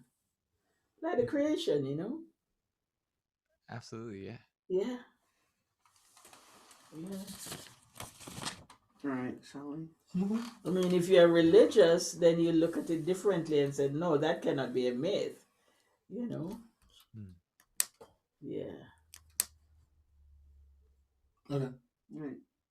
Ready? All right. We're gonna Cool. Well, pass it off to thank you so much again, Professor Gilda You're Sharpe-Etteh. very welcome, Connors. Thank you for all the work you're doing. Thank you. All right, let me introduce Eno as you set up. So Eno is a singer and award-winning songwriter who has performed on a variety of stages, from recitals and house concerts to the bars and subways of Beijing, China. Eno is a co-organizer of the Boston Songwriting's Co-Writing Collective, a group that helps songwriters create and share work in a supportive environment, focusing on the listener's experience and exploration of what the song is saying. As an artist, Eno translates his passion for life and music through intricate songwriting, a towering vocal, and an intimate relationship with the audience. Here is Eno. Thank you, Connor, so much for that introduction. Just stay. Okay. All right. Yeah. Hi, everyone. Oh, what are you gonna ask? Can they see you? Yeah, they can see me. This next song is called "Catch Me."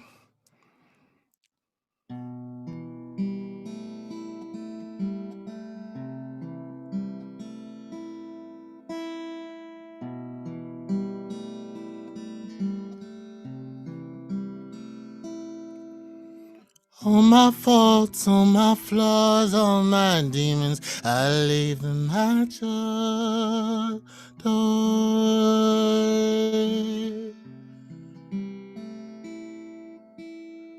Spring or summer, winter falls into crushing my burdens on your floor.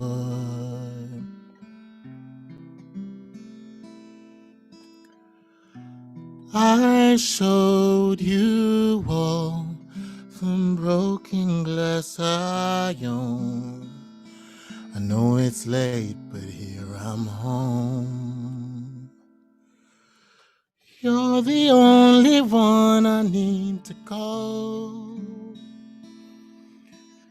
You're the only one I need to call.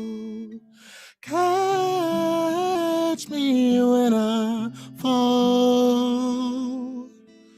Catch me when I fall. Hey, yeah. Hey, hey, yeah. Hey, yeah. Hey, hey, yeah. Oh my God, I just lost the strength to get up and run. How did I make it out alive when bullets stole all the helpless ones?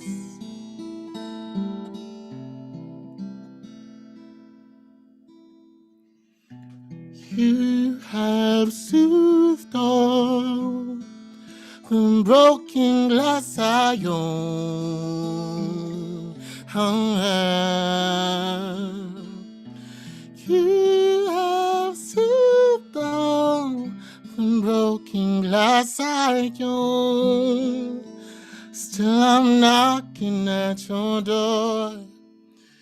You're the only one I need to call. You're the only one I need to call. Catch me when I fall.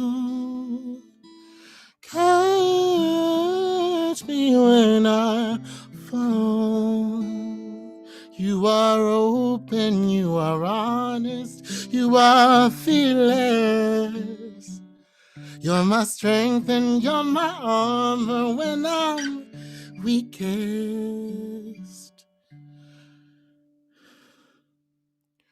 I will run into your sanctuary, dearest, and lay for a while.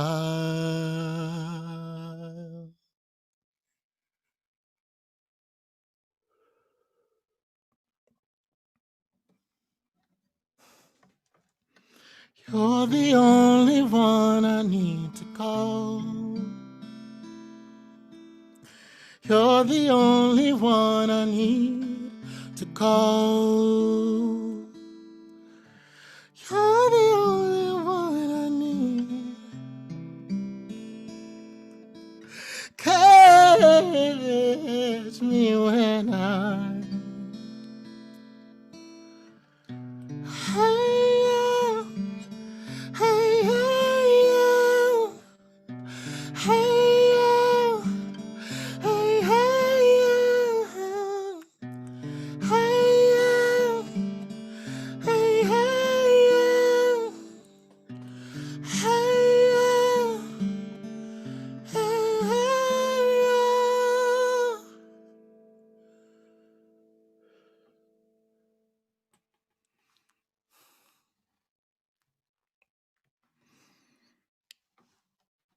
So that was Catch Me. I wrote that. That was a co-write actually with my cousin. His name is Akpanoluo.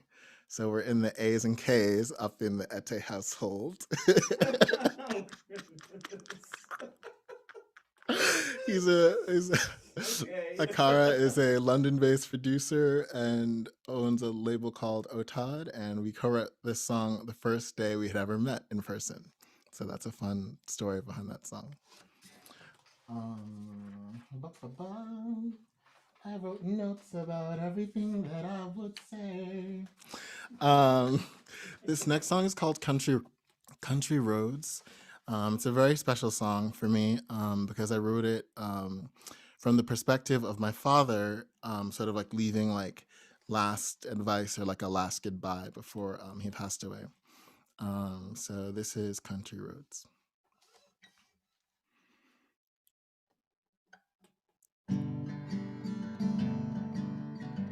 Oh, I didn't change this tuning.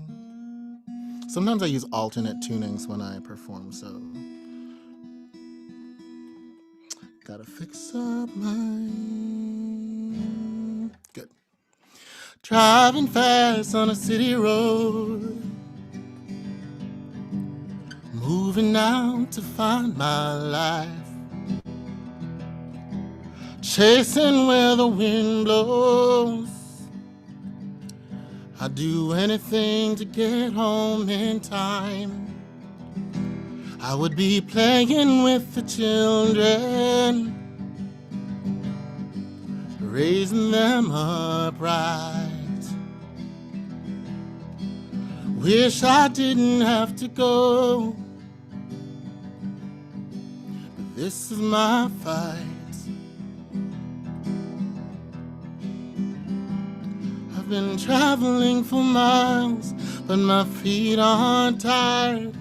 I lift my hands up to the Lord on high, over distance chasing time, just to find the light. Let the journey live on country, country roads, on country, country roads, on country, country roads, on country, country roads.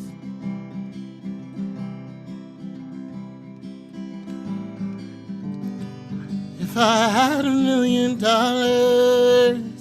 to replace this pocket change, I would buy you, oh, I would buy you the world twice over.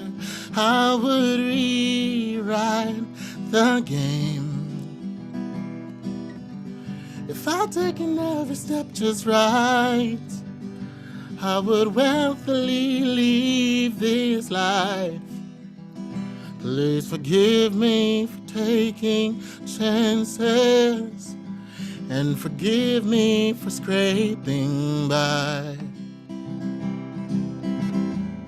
I've been traveling for miles, but my feet aren't tired.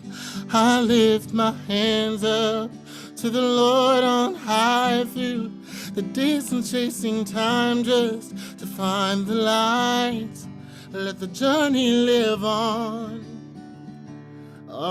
country, country roads, on country, country roads. Candles burn low now, reaching out in the dark. Yeah, they're lighting the way out for this rambler soul to part. I've been traveling for miles, but my feet aren't tired. I lift my hands up to the Lord on high, over distance chasing time, just to find the light. Let the journey live on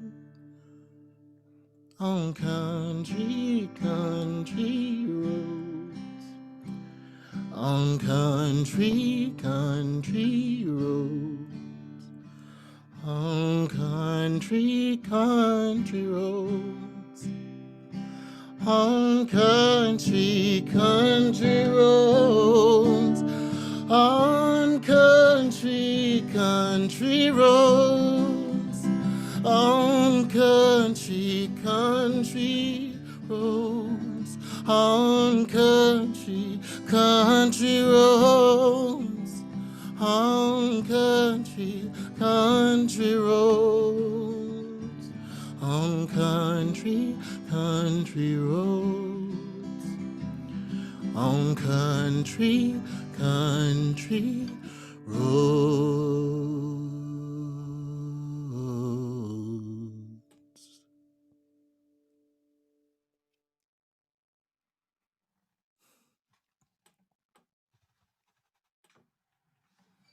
So that was Country Roads.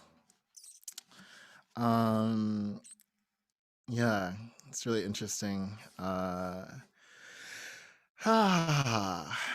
with the pandemic and everything, it's made it so challenging to just connect, as a family and just like spend this quality time together. So I'm really grateful to be doing this, and I'm really grateful to Connor for organizing all this. This takes a ton of work, and it's just come out so beautifully with this whole supportive community coming together. So thank you again, Connor.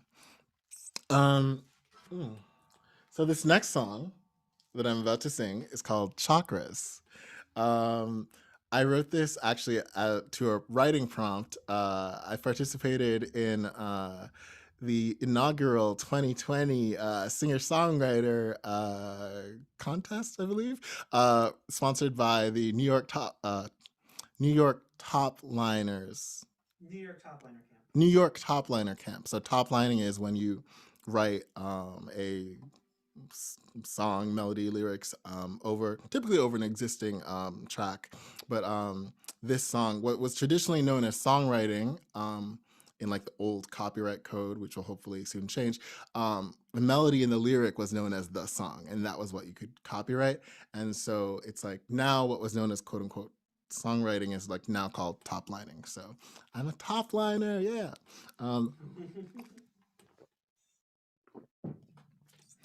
I'll just sing this song. I think it's really. So the prompt, I should probably mention the prompt. The prompt was write a song based on a character, a popular TV character. And so I chose. Well, actually, I won't. Oh, no. Oh, yeah, you're right. Yeah, so I chose. Yeah, no, it's fine. It's whatever. It's cool. We're having family time right now. Yeah. So I'll for probably millennials only under would understand what this TV show is. It's called Avatar: The Last Airbender. And even though it was written for this TV show, I really feel like it has resonance, limbic resonance for our times today. So.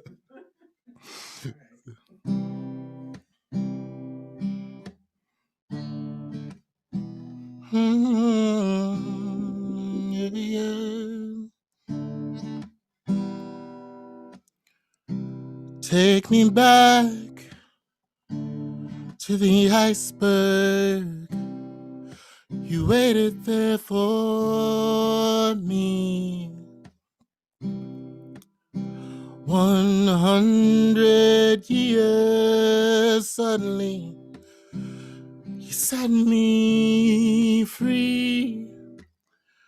When I'm feeble and the fire's too strong, you light up my tattoos tonight, soothe my weary chakras.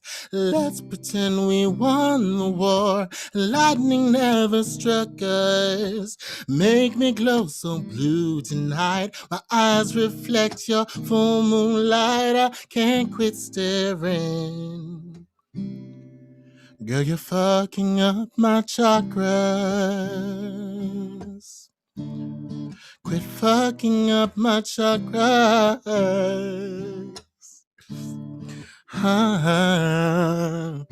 Take me back to the temple where my people burned in flames. Hold my hand. You're not alone on this battlefield. You're my healer when the fire's too strong. You light up my tattoos tonight, soothe my weary chakras. Let's pretend we won the war, and lightning never struck us. Make me glow so blue tonight, my eyes reflect your full moonlight. I can't quit staring. Girl, you're fucking up my chakras. Quit fucking with my chakras, girl.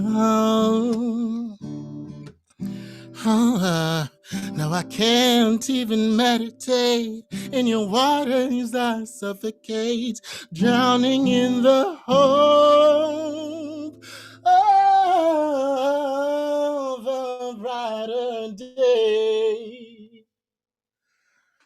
Of a brighter day. You light up my tattoos tonight. You soothe my weary chakras.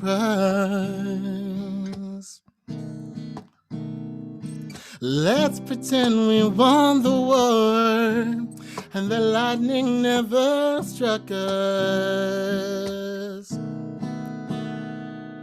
You light up my tattoos tonight and soothe my weary chakras. Let's pretend we won the war and lightning never struck us. Make me glow so blue tonight, my eyes reflect your full moonlight.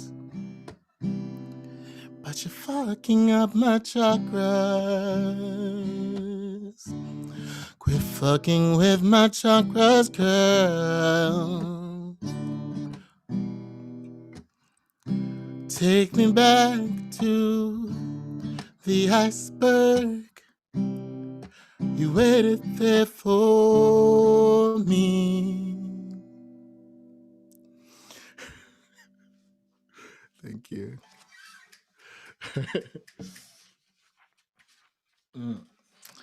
So this next song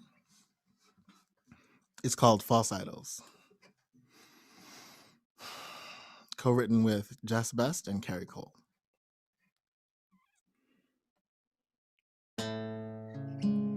Oh my mind.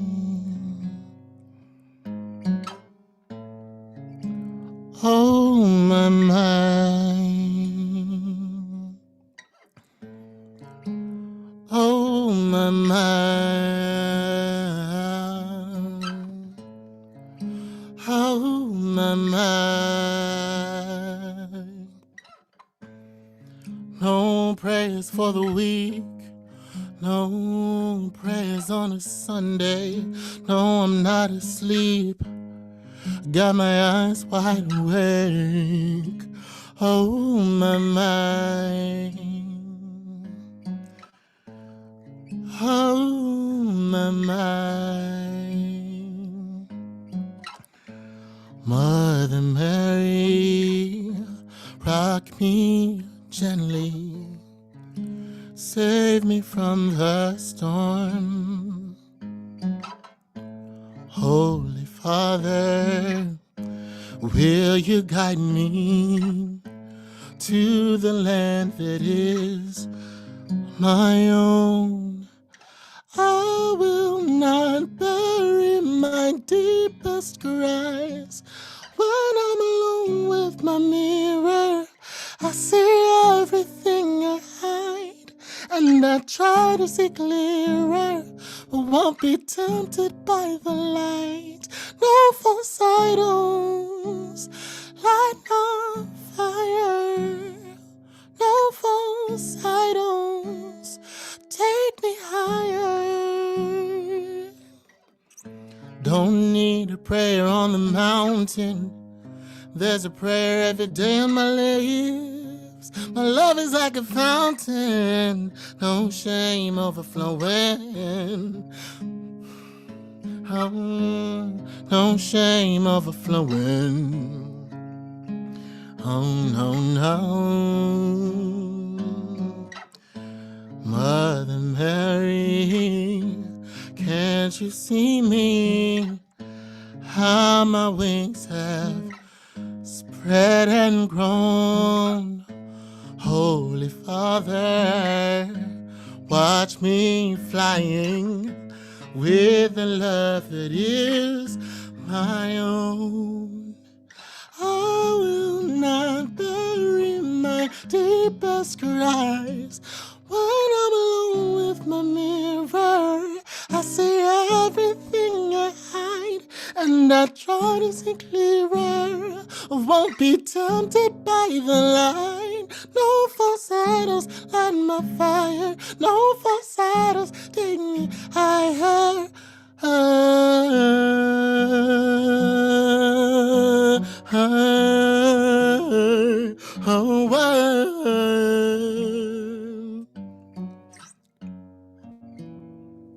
No false idols light my fire. No false idols take me higher. Ooh. No, no, no.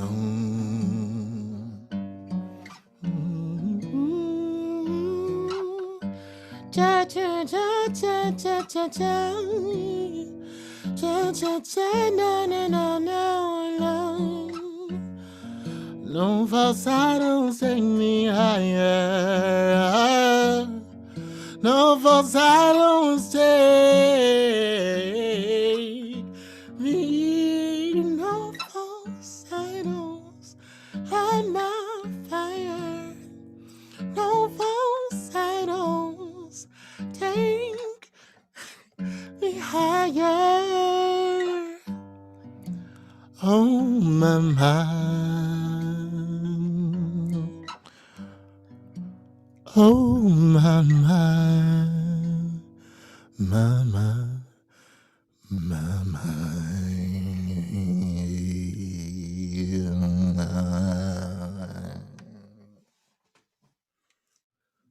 Thank you. Oh, what happened with it? That video went off because I got to 20%. Oh, okay. Yeah, I'm done. No worries. Maybe I could, instead of you holding that there, maybe I could just I technically should be visible because I'm seeing myself on something. What am I seeing myself on? Oh yeah, because I got it back. I just don't know whether Connor has switched back yet. Oh no, I mean if the video's on, then just take it down. You don't need to. Yeah. I mean, I don't know. Oh No, right. I just don't know You don't if know the if video switched I know his on. video had gone off, but now it's back on, so you can turn off the. Okay. yeah, you can turn off Apollo's the one. one. All right, cool. Yep. Thank you though. Yep. So again, I want to thank Connor for organizing this festival. And this next song is called Unbreakable. So over the past 4 years, I've been really involved with a spiritual center in Massachusetts known as Common Street. And it's this really cool and inclusive, love-centered community, bringing together people's variety of faiths, Christians, Jews, of all faiths and spiritual practices. And yeah, I've had such a great time over the past few years getting to be a part of that community and worshiping and meditating and experiencing life with them and bringing my art, being able to share some of my songs with the community. And this is a song I wrote called Unbreakable. And it sort of embodies like all of the love and appreciation for the earth and in bringing people together that the community espouses. And yeah, so yes. I'm a little bit in the lights here. But this next song is called Unbreakable.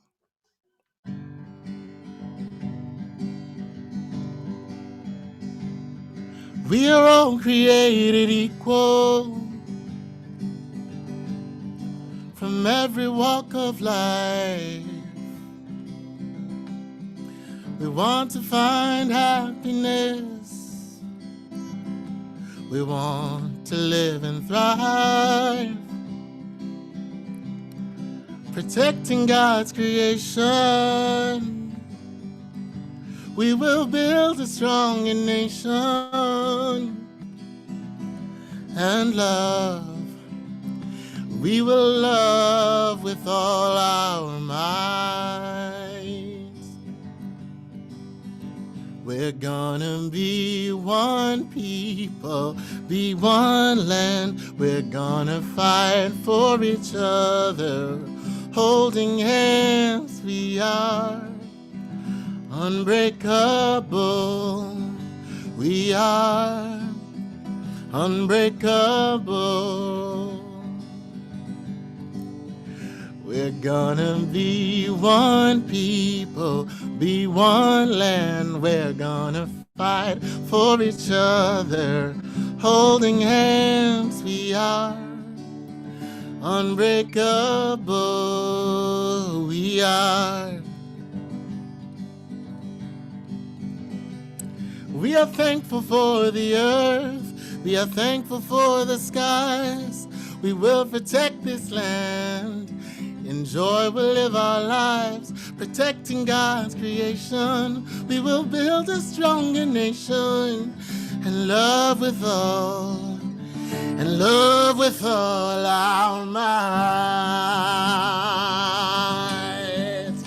We're gonna be one people, be one land. We're gonna fight for each other, holding hands. We are unbreakable. We're gonna be one people, be one land. We're gonna fight for each other, holding hands. We are unbreakable. We are thankful for the earth. We are thankful for the skies.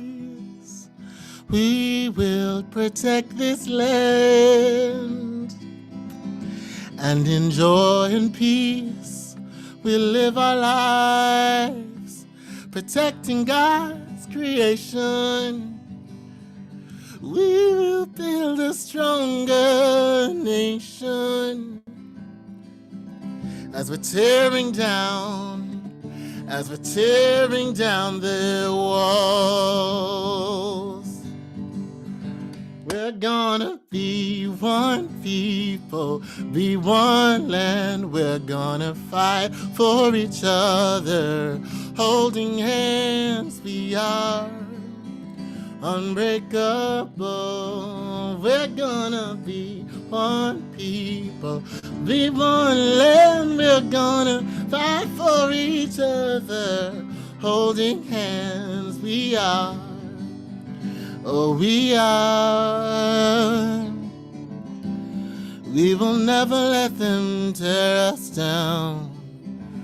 We will never let the hatred tear us down. We are resilient and we are stronger. We are, together we are, you know that we are, my brother, my sister, we will rise on the backs, we will rise on the shoulders of the ones who came before us, and we will rise, because we are one people, and we are one land. We are, oh we are, don't you know we are, oh how can you not say that we are, when you see that we are unbreakable, yes, we are unbreakable. We are unbreakable. We're gonna be one people. We're gonna be one land. We're gonna fight for each other. We're gonna hold each other's hands. We will break every chain. We will break every single one that tears us apart from all the work that we have to do all the work that we are doing now, and all the work that there is still to be done. We are, oh, we are unbreakable. We are unbreakable. We are. Yo, we are. We are.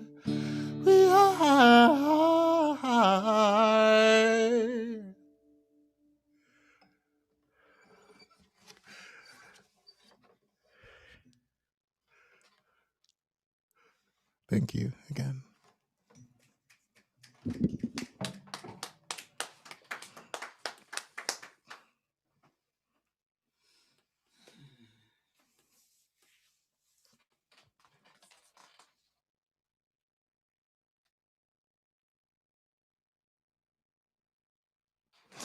And that's the end of my performance. Woo! Great job, Edo. That was so fun. Thank you. Yeah. I love that last song so much. I remember, I forgot when I first heard it, but I think you played it on another live stream. Mm-hmm. And yeah, it's such a beautiful song and so needed. I Yeah. think like the sense of we is I don't know. Can you talk to like why you wrote that song and what it means to you, and maybe even like how does it feel to use the pronoun we? That's a really good question. Thanks. So I started writing this song when I was working teaching English in Beijing, and it was a remarkably stressful job teaching like 3-year-old to high school kids English as a second language. And so during work, sometimes I would just be researching just anything that was happening back home in the States, and obviously wanting to start plugging into the spiritual community at Common Street again. It's really interesting because there's so much activism that's going on across so many different lenses, both from the environmental standpoint as well as nuclear non-proliferation and all these different sort of actions that I've had the chance to sort of be a part of, or at least witness people really bringing all of themselves to. And it's interesting, like in a space like that, because seeing as it's like interdenominational, multi-denominational, that center's also thinking about rebranding as like a peace center. So it's like, it's interesting for me, like coming from a Christian background, how I sort of fit into that milieu. But like, I really like the word we because it just, it's a fairly all-inclusive pronoun, and it comprising like a multiplicity of people and identities and spirits that everyone brings to the work in fighting for social justice, fighting for change, fighting for a better world. And yeah, it's it's really important to have that, because there's a lot of, I mean, especially as at the beginning of 2016, I feel like I felt like a lot of really intense sort of personal righteous anger that I wanted to express. And sometimes that wasn't, I mean, that was never productive. I mean, I would say that because, I think all emotions and all feelings are valid. It's just, it's so much more helpful to be engaged as part of a collective. And that helps us all to have faith and have continuity and self-care through these extremely trying times. So yeah. That's so cool. A peace center. I like that a lot. A peace Yeah. center. It that the sense of we. It also like it connects a lot to at certain points you talked about how a lot of these songs are co-written. Yeah. And a lot of your creative process seems to be in collaborating with different people. Yeah. Can you talk a bit about like what is it like to collaborate with someone? How do you show up in a collaboration so that you feel the most creative, or that you feel like you're doing the most justice to the work? Or actually, let me not add my values to it. Like when you're walking into a collaboration, what goals do you have? What values do you have? Or how do you think about even going about it? Okay, that's a really interesting question. So yeah, I mean, for the past few years, I've been, either participating in slash co-leading the Boston uh, singer-songwriter co-writing collective, which is a meetup group, and it's interesting in that sort of space because the assignment is basically to write a song fairly quickly within the span of maybe half an hour or so with someone who oftentimes I wouldn't have met yet or collaborated with. And so I think that for things like that in sort of like a really condensed space, it's helpful to know what you want to write about, like have a vision, but also be willing to bring little bits and pieces of everybody's different ideas and mindset, and everyone has their own images that they bring and their own ways of expressing things, their own language, if you will. I mean, yes, language, absolutely.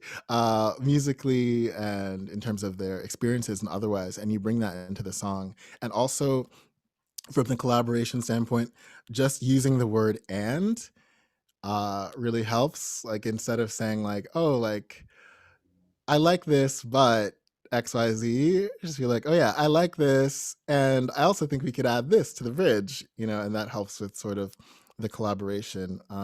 For False Idols specifically, that was such a really intriguing experience co-writing because I was just sort of, prior to, my writing session, I had just been sort of playing around with some different ideas and feelings on guitar, and like tuning the guitar in ways that I hadn't tuned it, using alternate tunings, tuning up and down the strings to certain places. And I found this chord that I really liked, and that was like that riff at the beginning. And then bringing on my collaborator, it's like we both sort of jammed to that riff and sort of like improvised vocally, and then we're coming up with all these different melodies. And it's it's it's intriguing because I sort of used pieces of another song that I'd written and transplanted the melody of that for the chorus of this song. And then like my co-writer was like bringing some other stuff on. Did you feel like Country Road was in it? Country Road. Yeah, I feel like Country Roads is definitely like a possibility, but for Right. this song specifically, for False Idols, I like just had this beginner riff that was just da da da da da da. And it's funny because like the melody line, it's like, I will not bury my deepest cries. But like the original melody, I'm gonna sing it the octave down because it's every song I write is in this really high falsetto, and it's like, okay.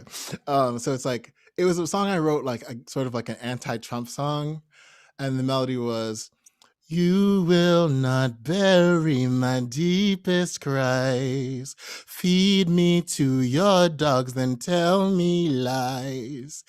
I have torn the wool from off my eyes. You will not bury my deepest cries. And it's like I sang that in the middle of my writing session. She was like, wow, that melody really does fit there. And then it just sort of we just sort of had to like reconceptualize it into the False Idols like meaning, which was all about like expressing like the full self and expressing just primal expression, like I will not bury, and just I will be truthful and honest, and using everything in the song to support that one thematic message, and doing that through like the lyrics and the guitar and adding different vocal parts or whatever. It's kind of cool. This is like the second example of you taking sort of a personal righteous anger and then transforming it into an expression of love. Where like you took this song about that was like kind of being righteously defending against someone who's trying to like bury you, and instead you turned it into this song about like expressing that primal feeling. And then there was also Yeah, I think it was just like such a turnaround for me, because it was like it, you know, like saying like you will not do this, it's such a like internal emotion, like everything feels like so tight, and then once it turned into I will not, it was like, oh my gosh, like I have all this ownership, like Yeah. I can choose, you know, I have like agency in this moment, you know. It Oh, was I really love that. freeing. Yeah. Yeah, wow. Have you tried that with other songs? Have you tried to like kind of switch the meaning of something so that it opens something up for yourself too? Do you have another example or? Not off the top of my head. One thing I will say though is when I was playing, yeah, when I was playing, when I was playing, oh, sorry, when I was playing, Unbreakable just now, I almost started singing Country Roads at the end because it's in the same key and it like lends itself and it's a similar like vibe vocally. So yeah. Nice. When you're in those collaboration rooms, you said everybody brings different aspects to it and different perspectives. And um, do you know, like, do you have a sense of what you bring to those rooms and what perspective or what like special magic that you bring?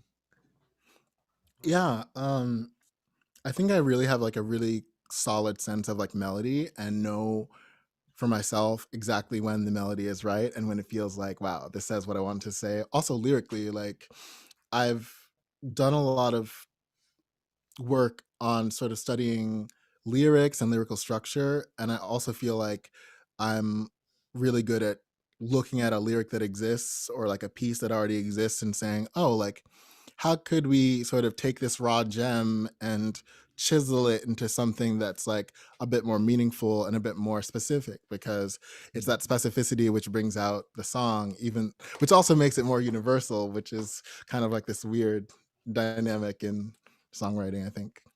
Yeah, like your Avatar song. Like Yeah, yeah, like okay, yeah, like oh my god, like okay, like chakras, like it's so detached, right? Like it's written from the perspective of Avatar: The Last Airbender. The main character Aang, he falls in love with a girl and who's also his waterbending instructor, and like that love that they have and this tension that they have while fighting this war, to save the planet, you know, essentially is the situation. And the more I like thought about the lyrics, the more I felt myself in them and feeling like, wow, like we're also trying to save the planet right now as a human collective, and there's not a lot of time and situations dire and like fires are happening around the world, in California and Australia, and it's like you know, so yeah, it's a lot of, you know, stuff that's messing with our chakras collectively. Our spiritual and energetic centers have been very unbalanced, so yeah. yeah. It's funny knowing all of the very, very specific references you're making, but Mm, also like feeling it so intimately as just like a genuine song. Like just like because like just like you said, like everything is so specific that it means so much that everybody can relate to it. It was really yeah, fun. thank you. Um, just a couple more questions. One is, what is a creative challenge that you're looking forward to taking on, or maybe a creative experiment or something that you want to play with uh, in the coming future? I think definitely a creative challenge, creative experiment is, you know, doing more recording of my own music.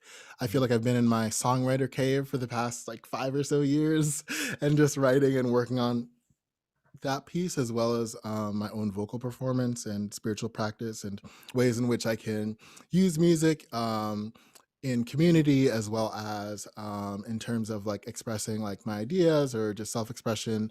And I think, yeah, like the art of recording music in the studio is such a different and sacred art from, you know, the work of songwriting. So sort of transitioning into that zone, and also just being willing to put myself out there more and sort of put things up online and let go of things, you know, as they are, or sometimes like let go of unfinished things, because perfection is not a real thing, you know. So Yeah, that's tricky. I relate to that a lot.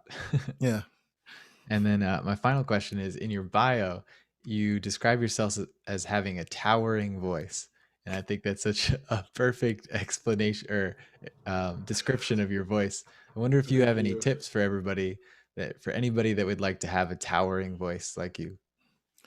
Oh, your video went off again. Oh, 10%. Oh man, this is not good. I could just. We're gonna need to like. So yeah, I would say just never strain. You know, like I feel like a lot of times, if you want to hit a certain note, it's like you often will strain or he'll try and strain, but hydrate exceptionally well. Like that's kind of like overstated, but like, you know, there's no alternative to like good hydration. I'm also guilty of not being hydrated as much as I could be. Let me actually start this video since it seems like, oh wait, actually both videos are alive. Okay, well, I'm not gonna turn off that video. That's on 10%. It's on 10%. Okay, yeah. So this is the last question anyway. So I think voice. What if somebody else won't answer the question? No, Connor's the only one. Yeah. So I would say, yeah, I would say just that's such a big question. I'm sorry. It's like the scope of it is so big. But I don't know, be authentic in your emotions. There's a and in your expressions, like there's a interesting thing that I've noticed like amongst like singing workshops that I've been to and, you know, gatherings of singers, like when one sings and they try and hit all of the notes just right, it creates this tension where some part of the person is focused on the intellectual and the you know, technical, because music has so many technical aspects to it. But if you're able to sort of bridge yourself into the body and focus less on the mind, then you start to sing from the heart, and that's when the body opens up. Well, I think that is a beautiful note to end on, because I think that is something that you do so well, is open yourself up and show us that vulnerability and that passion and that emotion and love. And yeah, so thank you so much for sharing all that with us, and not just your towering voice, but also your amazing Avatar songs and Thank you. and all the other songs too are also really just beautiful and emotional and raw. And yeah, it's such a pleasure and an honor. Thank you Yeah. so much. Thank you so much, Connor. I don't know which screen to look at you. Yeah, all the screens. Thank you, bottom Bye. NO. Thank you, top Bye. NO. It's a bottom. Top. All right, up next, we have one more of the Etta family. We have Akpanoluo. And as he sets up, I'm going to read his bio again for everyone. So Akpanoluo Etta is a singer, beatboxer, sound imitator, trombonist, music curator, data scientist at Dentsu by Day, and founder of the Soundshop. And the reason today, so I should explain these segments. So one of the goals of the festival was to introduce not just music and poetry, but also other kinds of art, which is why we had Professor Gilda Sharpe-Etteh on talking about visual art. And we also wanted to include the different communities that make our community so rich. So the Sound Shop is one of probably like the community that has enriched me and helped me become a better artist, and also just like connect me to so many people. I feel like I was alone in the wilderness, and then I found Soundshop, and that was the beginning of my community here in New York. And so I wanted to not just highlight the artists, but also the different organizations and groups and the people like Akpanoluo who put together these communities and help us all connect. So that's why Akpanoluo is here to talk about the Sound Shop. So the Sound Shop is a music community that fuses conversation and performance in a salon-style format, covering topics from music in the brain to celebration of Black musicians and beyond. These events attract an array of musicians and music lovers across all backgrounds, and the event's intimacy gives space for fruitful music conversation to emerge, as the perceived barriers between disciplines dissolve. Akpanoluo grew up in Massachusetts, holds a Bachelor of Science in Neuroscience from Yale, and has lived in Williamsburg, Brooklyn for the last decade. Are you all set up? Yeah, I believe so. If for whatever reason my phone dies, we have the other one set up, so we can easily switch.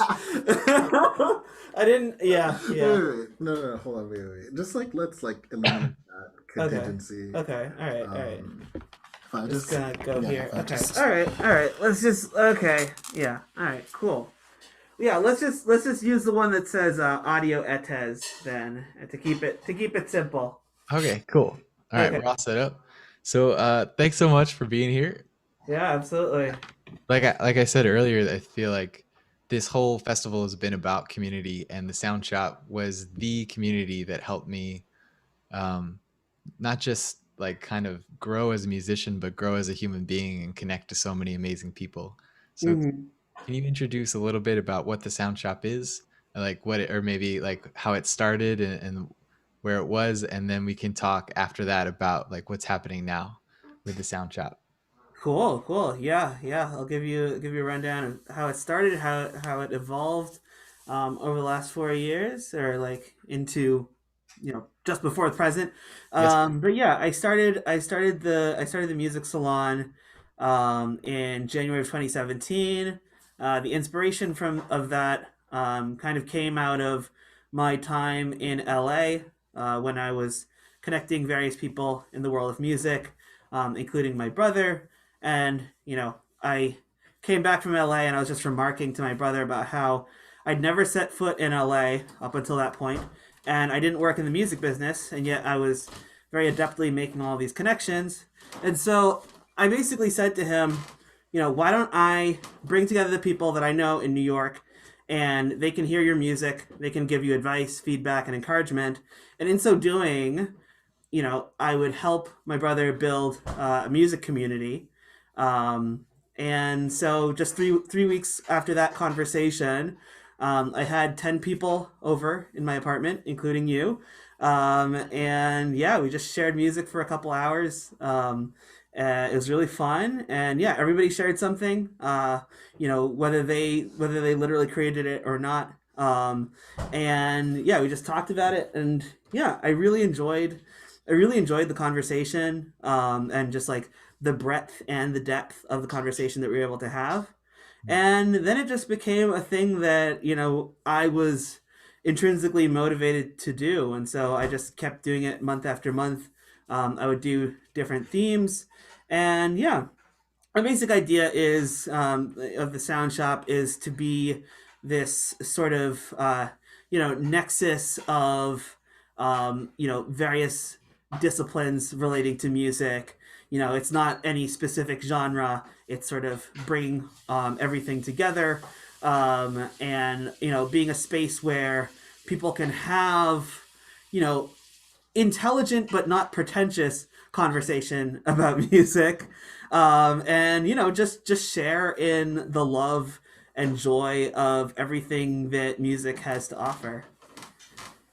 Nice. Yeah. So a typical Sound Shop would have a theme, and then there would be usually 3 or 4 presenters. They would speak for 10 minutes, and then an audience Q&A for about 5. Exactly. Yep. I haven't done the typical Sound Shop in such a long time that I just didn't even mention that. That would usually be what I would mention if it were pre-corona. Yeah. Absolutely. So how has that changed your concept of what the Sound Shop is in this new era that we're currently in? Yeah, I mean, I kind of took it as at first I was just I was genuinely depressed that I couldn't do in-person events, but I took it as a liberating moment. The Sound Shop has always been about experimentation. I've not really repeated a theme in 4 years, and so I decided let me figure out what the online format is like, and so I did a number of Zoom events, um, and that continued for a while. And then I moved into I did one in person event.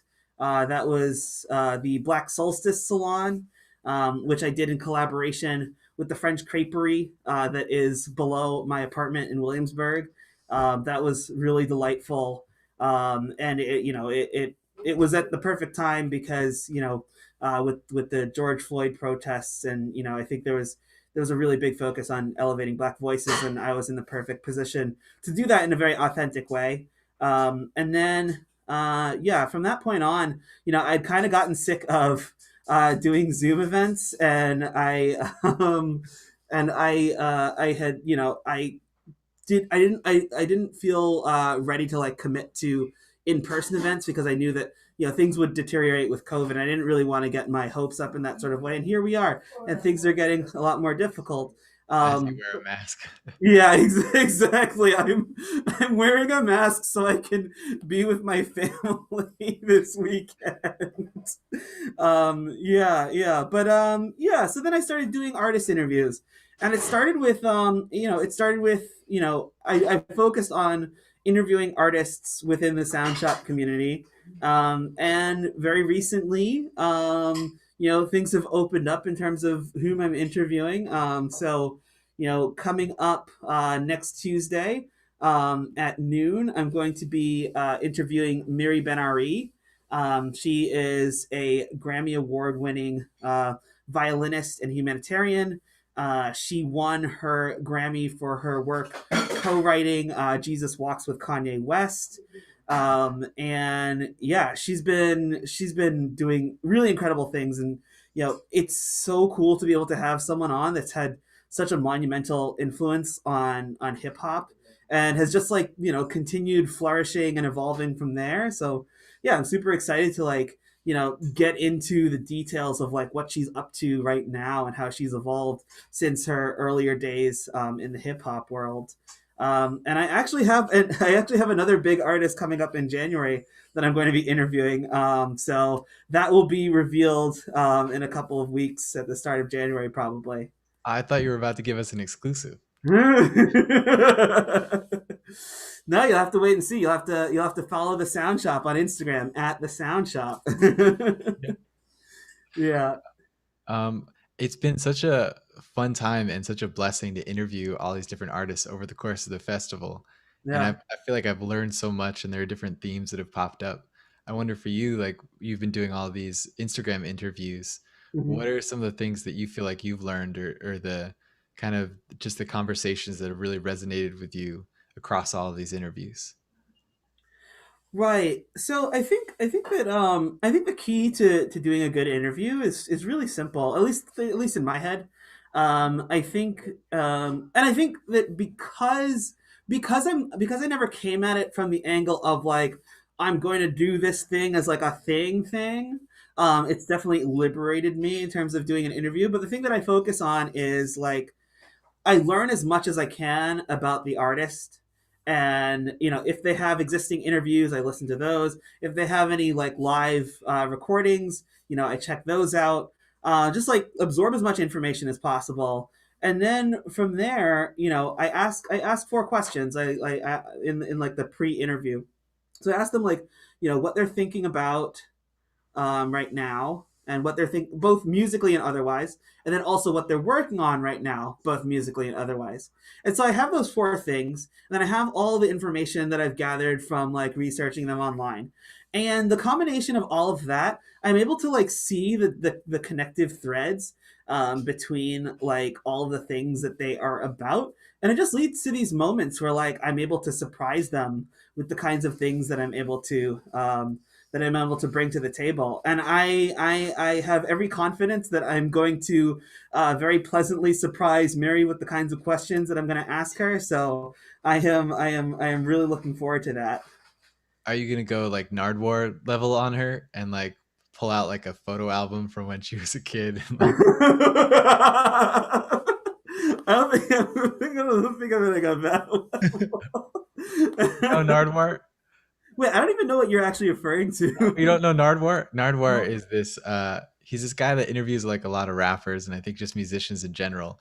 And he researches people to so much and finds like the most like just like deepest cut of like trivia on this person, and then like surprises them with like physical gifts about things. So if they had like their first mixtape in the 80s and there was only like 50 copies, he like gave Oh, them one. And he does like crazy things like that. So it was just a Nardwuar joke. I don't know. right. Well, I mean, I think for me, the kinds of things that I think that she won't expect from the interview, unless she happens to be listening to this, in which case she might pick up a thing from what I'm literally saying right now. Yeah. But there's one of the things that I've seen that I've observed from her music, and it's never explicitly talked about, neither in her interviews or um, yeah, she never really like explicitly talks about it, but there's this thread of spirituality through everything. Hmm. And when we had our when we had our pre-interview chat this Tuesday, and she's just so spectacular. It became clear very quickly that we would have so much to talk about on our interview, and she was just like, she's like, oh my gosh, I need to give a really concise answer because we don't want to have the interview before the interview. But anyway, I think that there's this very strong thread of spirituality in a lot of her work. And so like yeah, I'm curious to jump into that topic. And so yeah, just in my head, I'm just like formulating like what's a good entryway into that. There's also the fact that she is she's Israeli, she's Jewish, and I was in a Jewish a cappella group. There's also the fact that like I'm half Nigerian, and her current work with this group with this duo that she created, Afro Strings. She's working with this Nigerian DJ named Young D. So there's like all these interesting, kind of unexpected parallels between like my own musical background and hers. That I think will be like really fun to sort of like dig into, and I think that that's one of the things that will ultimately distinguish me from a lot of other people as interviewers. I think effective interviewers that you see on like things like 60 Minutes, that sort of thing, they are kind of leaving themselves as a person out of it. They're doing a very good job of asking questions and like delving into who that person is. But I think that there is this kind of like disconnect. It's like I am the interviewer and this is the interviewee. What I seek to do is to sort of like blur the lines just a little bit. Hmm. Yeah. That And to makes the sense. extent that my own experience can inform the conversation that we're able to have, I want to kind of do that. Wow, I should have asked you about this in the beginning of the festival, so I would have been more prepped. Well, I think I don't think I would have had as well formulated an answer as that. I think a lot of it came to me over the last week because I think part of selling like the concept of interviewing such a large person, at least in my head, it was kind of like it's like, okay, Miri has not met me, she doesn't know much about my background, how do I succinctly capture who I am as an interviewer? So I was able to effectively make that sell. And then after I had my chat with her on Tuesday, I was kind of like, oh, like what is it that I kind of bring to the table that's different? Because all of a sudden, now that I'm interviewing someone who's like, outside of like, existing Soundshop artists, I was kind of like, I should actually think about like what is it that makes me different as an interviewer. Hmm.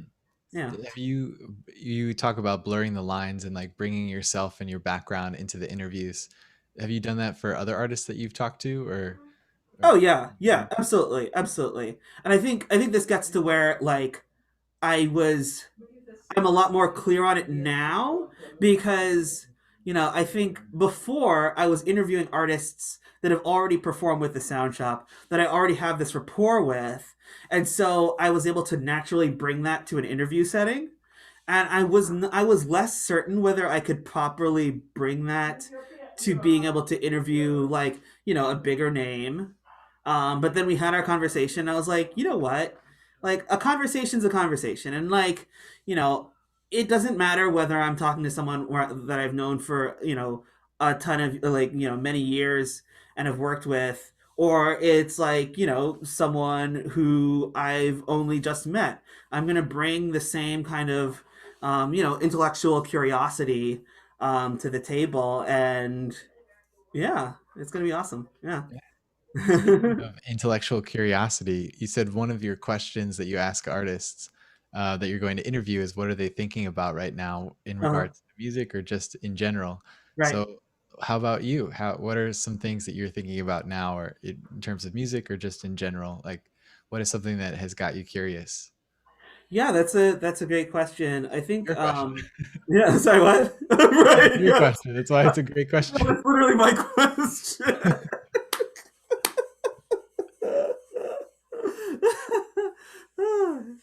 Okay, but yeah, yeah. What I've been thinking about lately, I don't want to get into politics right now because I have a lot to say.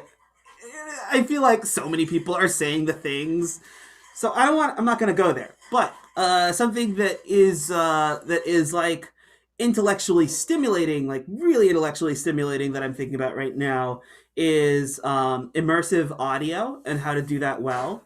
Oh yeah, great And segue. so there's this app called Clubhouse that I've been in for the last like 2 months.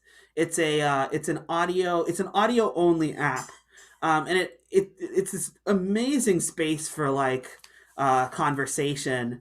And Becca Fox is also in it. She got invited like literally the next day after. And for those of you listening, Becca Fox is a member of the Soundshop community. She's also a part of Connor's community and performed earlier in the week with her band Gentlemen Brawlers, which she fronts.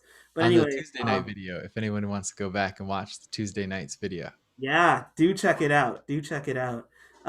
So yeah, Becca and I got on the app at the same time, and so we've had so many conversations about like the app, what we see as like being good about it, what we see as being not so great. And she created a club within Clubhouse called Truth and Magic, and the basic idea is it's a space. It's sort of like a space for immersive audio experimentation. And since this app is entirely voice based, and it's usually like conversational based, although there's a number of people who do music, and so people will share songs and that sort of thing, give people feedback. So there's sound shoppiness abounds about it. But specifically Define, within this club, sorry, what? can you define immersive audio for us? Yes, absolutely, absolutely. So it's the idea of taking the audio experience to another level.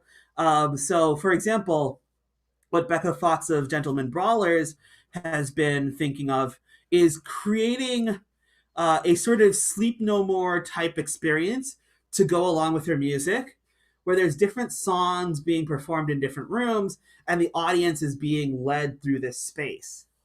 And then on my end, I kind of have a somewhat analogous idea where I basically rent out this mansion of like 10 different rooms.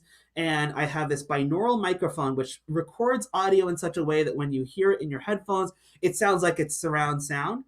And it's just going from room to room, hearing these different collaborations.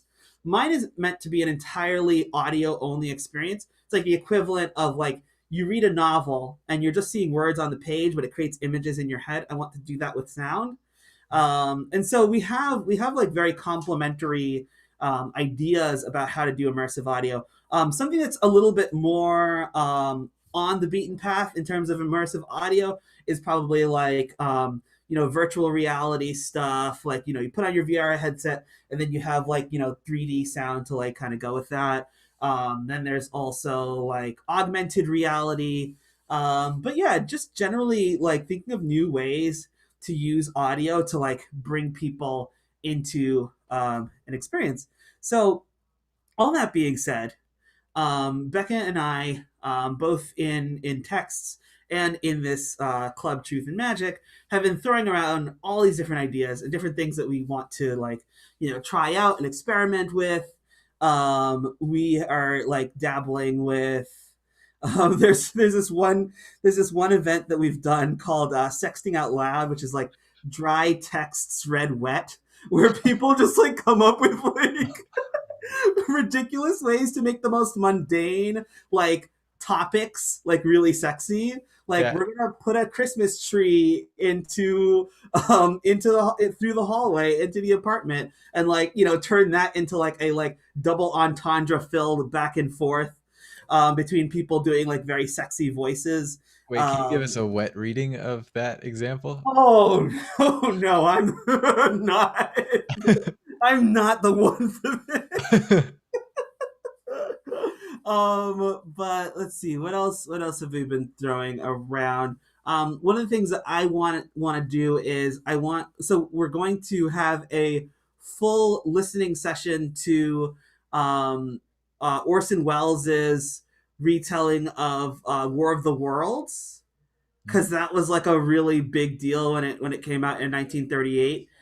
So H.G. Wells, the author, wrote War of the Worlds. Orson Welles, the great filmmaker, adapted it for radio, and it was like this 1 hour segment. And I listened to it for the first time as I was on my way here to Natick, Massachusetts, and I was really impressed by how they actually structured it, because it's like the first 20 minutes of this Orson Welles retelling of War of the Worlds. It's just like regular news broadcasts, like blah blah blah, mundane, whatever. Like this is what's going on, and then all of a sudden they're getting interrupted with like, oh, there are these aliens that are attacking, and they go into such mundane detail. They're like, people are fleeing to the big cities. People are fleeing to New York City and blah blah blah blah. And then there's this battle in Allentown, Pennsylvania, and now we go over to the Secretary of the Interior, who has a statement. And so this actually created a panic, and reporters actually like had to like go to Orson Welles and was like, "Did you intend to create a panic?" But I think that's kind of like a foundational work in terms of like immersive audio. So yeah, I just kind of want to just like throw around all the ideas, check out the different things. There's this podcast called Homunculus, which was created by John Cameron Mitchell, and it's basically a podcast story that has the sound budget of a feature Hollywood film. Wow.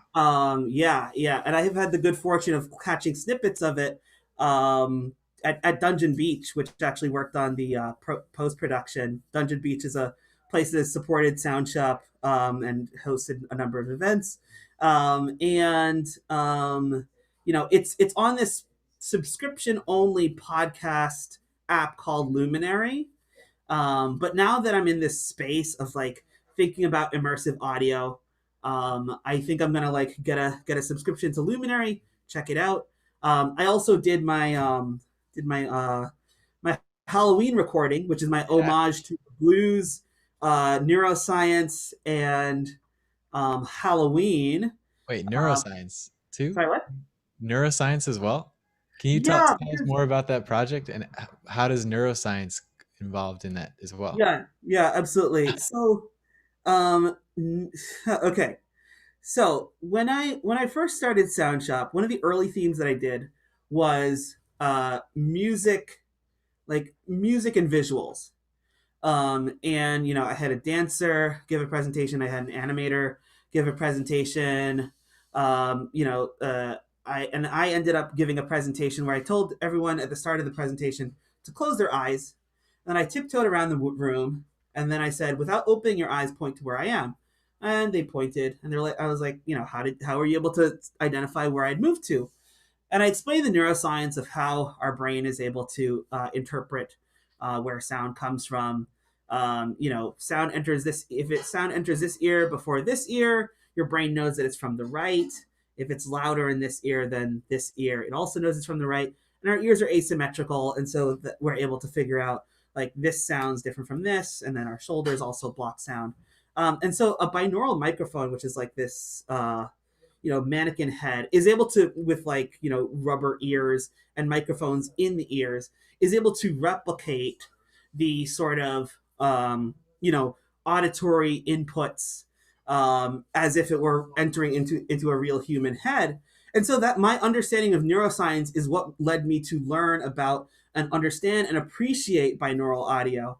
And so in doing this Halloween recording using binaural audio, that was kind of my homage to how neuroscience led me to coming up with this recording in the first place. And it's part of the bigger project of like recording this full album in, you know, a mansion at some point in the future. This is like my minimally viable product. And it just so happened that I thought of actually coming up with the minimally viable product just before Halloween. And I was like, okay, I have 21 days and I already know who I want to be on this recording. So I just reached out to them, and I reached out to Dungeon Beach, you know, Tim from Dungeon Beach, because he has the binaural microphone. And I said, like, hey, do you want to help me do this? And it's like, oh my gosh, that would be cool. And my roommate Brett is also a sound engineer, and so like I brought all the people together and just like recorded it. So yeah, anyway, those are kind of like all the different threads of like how I've been thinking about immersive audio. And ultimately, probably January or February, I'm going to host a an immersive audio event where I'll bring together various people who have either created specific things or are theorizing about things that they could create. I'll probably share something. I hope to get to get Becca Fox on, and yeah, there's some other people that I know that are kind of in that space that I'll bring in, and I think it'll be a really fun experience. I think it'll actually lend itself really well to Zoom. So yeah. Oh yeah, that would be cool. Like Yeah. hanging out with on everybody's hanging out on Zoom, but then their audio is like the immersive audio of the event. That's Yep. really cool. Yeah. Nice. Yeah. Well, man, that sounds really exciting. And I have one more question left for you. Okay. Um, what do you think, or what are you thinking about as the future of like sound shop and musical community? Like what this is like a really weird time for musicians and community. Like what do you think is the future for the sound shop community in particular, and then also just music and community in general? Oh. Oh man. Um yeah, I mean, I think for the sound shop music community, I think that I would just say like in the immediate sense, I'm just going to like, keep keep chugging along, and I'm happy to welcome whomever sort of like comes into the fold of Soundshop. I don't do a particularly remarkable job of planning things for Soundshop, just because I'm the kind of person who just like comes up with ideas and just like I'm like, oh my gosh, this is so exciting, I'm gonna like go like 0 to 100 on it. So it really does remain to be seen. But I've done a very good job of keeping people engaged, and so I will just continue to do that, and I will continue to help make introductions as I see necessary, or as people as people request them. Like it's all very much a second nature to me, and just like having continuing to have amazing conversations with people, and just like helping nudge people forward in what they hope to be doing. As far as music more generally, um I really think that you know I guess where I'm at is like I don't know when a reckoning will happen in terms of just like the level of absolutely minimal monetization of musicians' work. Like, I feel like something has to give at some point. I don't think that, like, Spotify is not working for artists collectively. And I would really like to see like new forms of business models that are much more artist centric. One of the things that I have definitely thought about is how to make Soundshop a sort of like artist owned sort of entity. But it's more my forte to theorize about rather than to actually execute on. So if I so I guess from my end, my role in all of this is, if I do see a platform that actually truly cares about the artists and like puts the artists first, I will do whatever I can to sort of like help help it become known among the masses. And I because of my sort of like standing and connectiveness, I do get told about different platforms. And I actually did talk to someone about an interesting platform that seemed like it could do a pretty good job of helping artists monetize and promote their work.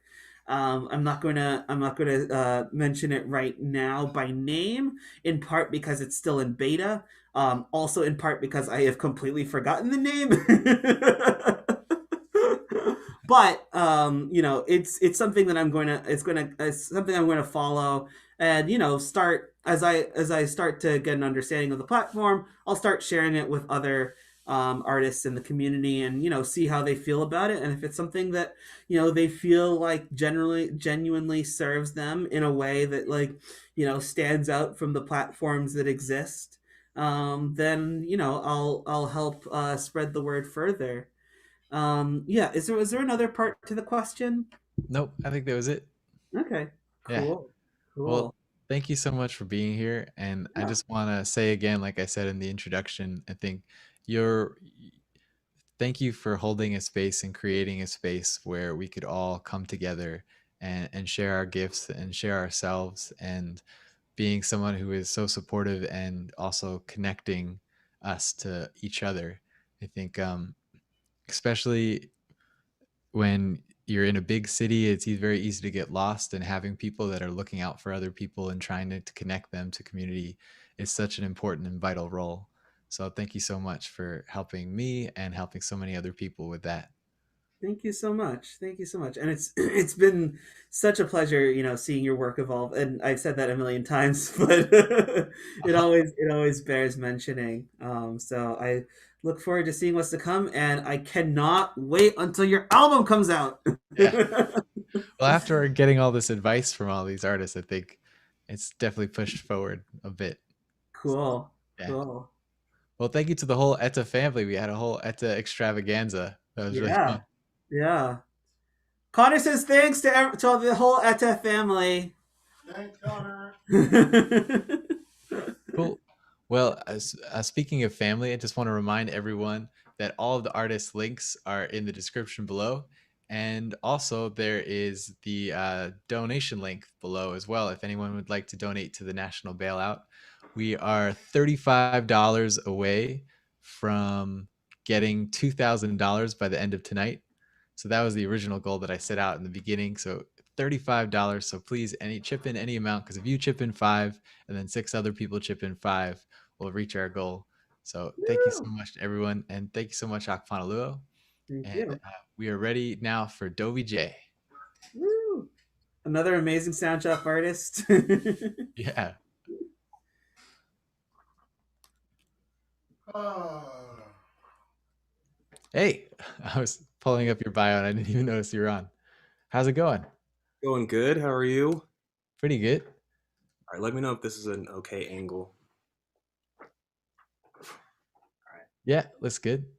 All right. So thank you so much for sticking around. I know we were an hour late as compared to what we originally said on the schedule, but it was full of great artists and great conversation.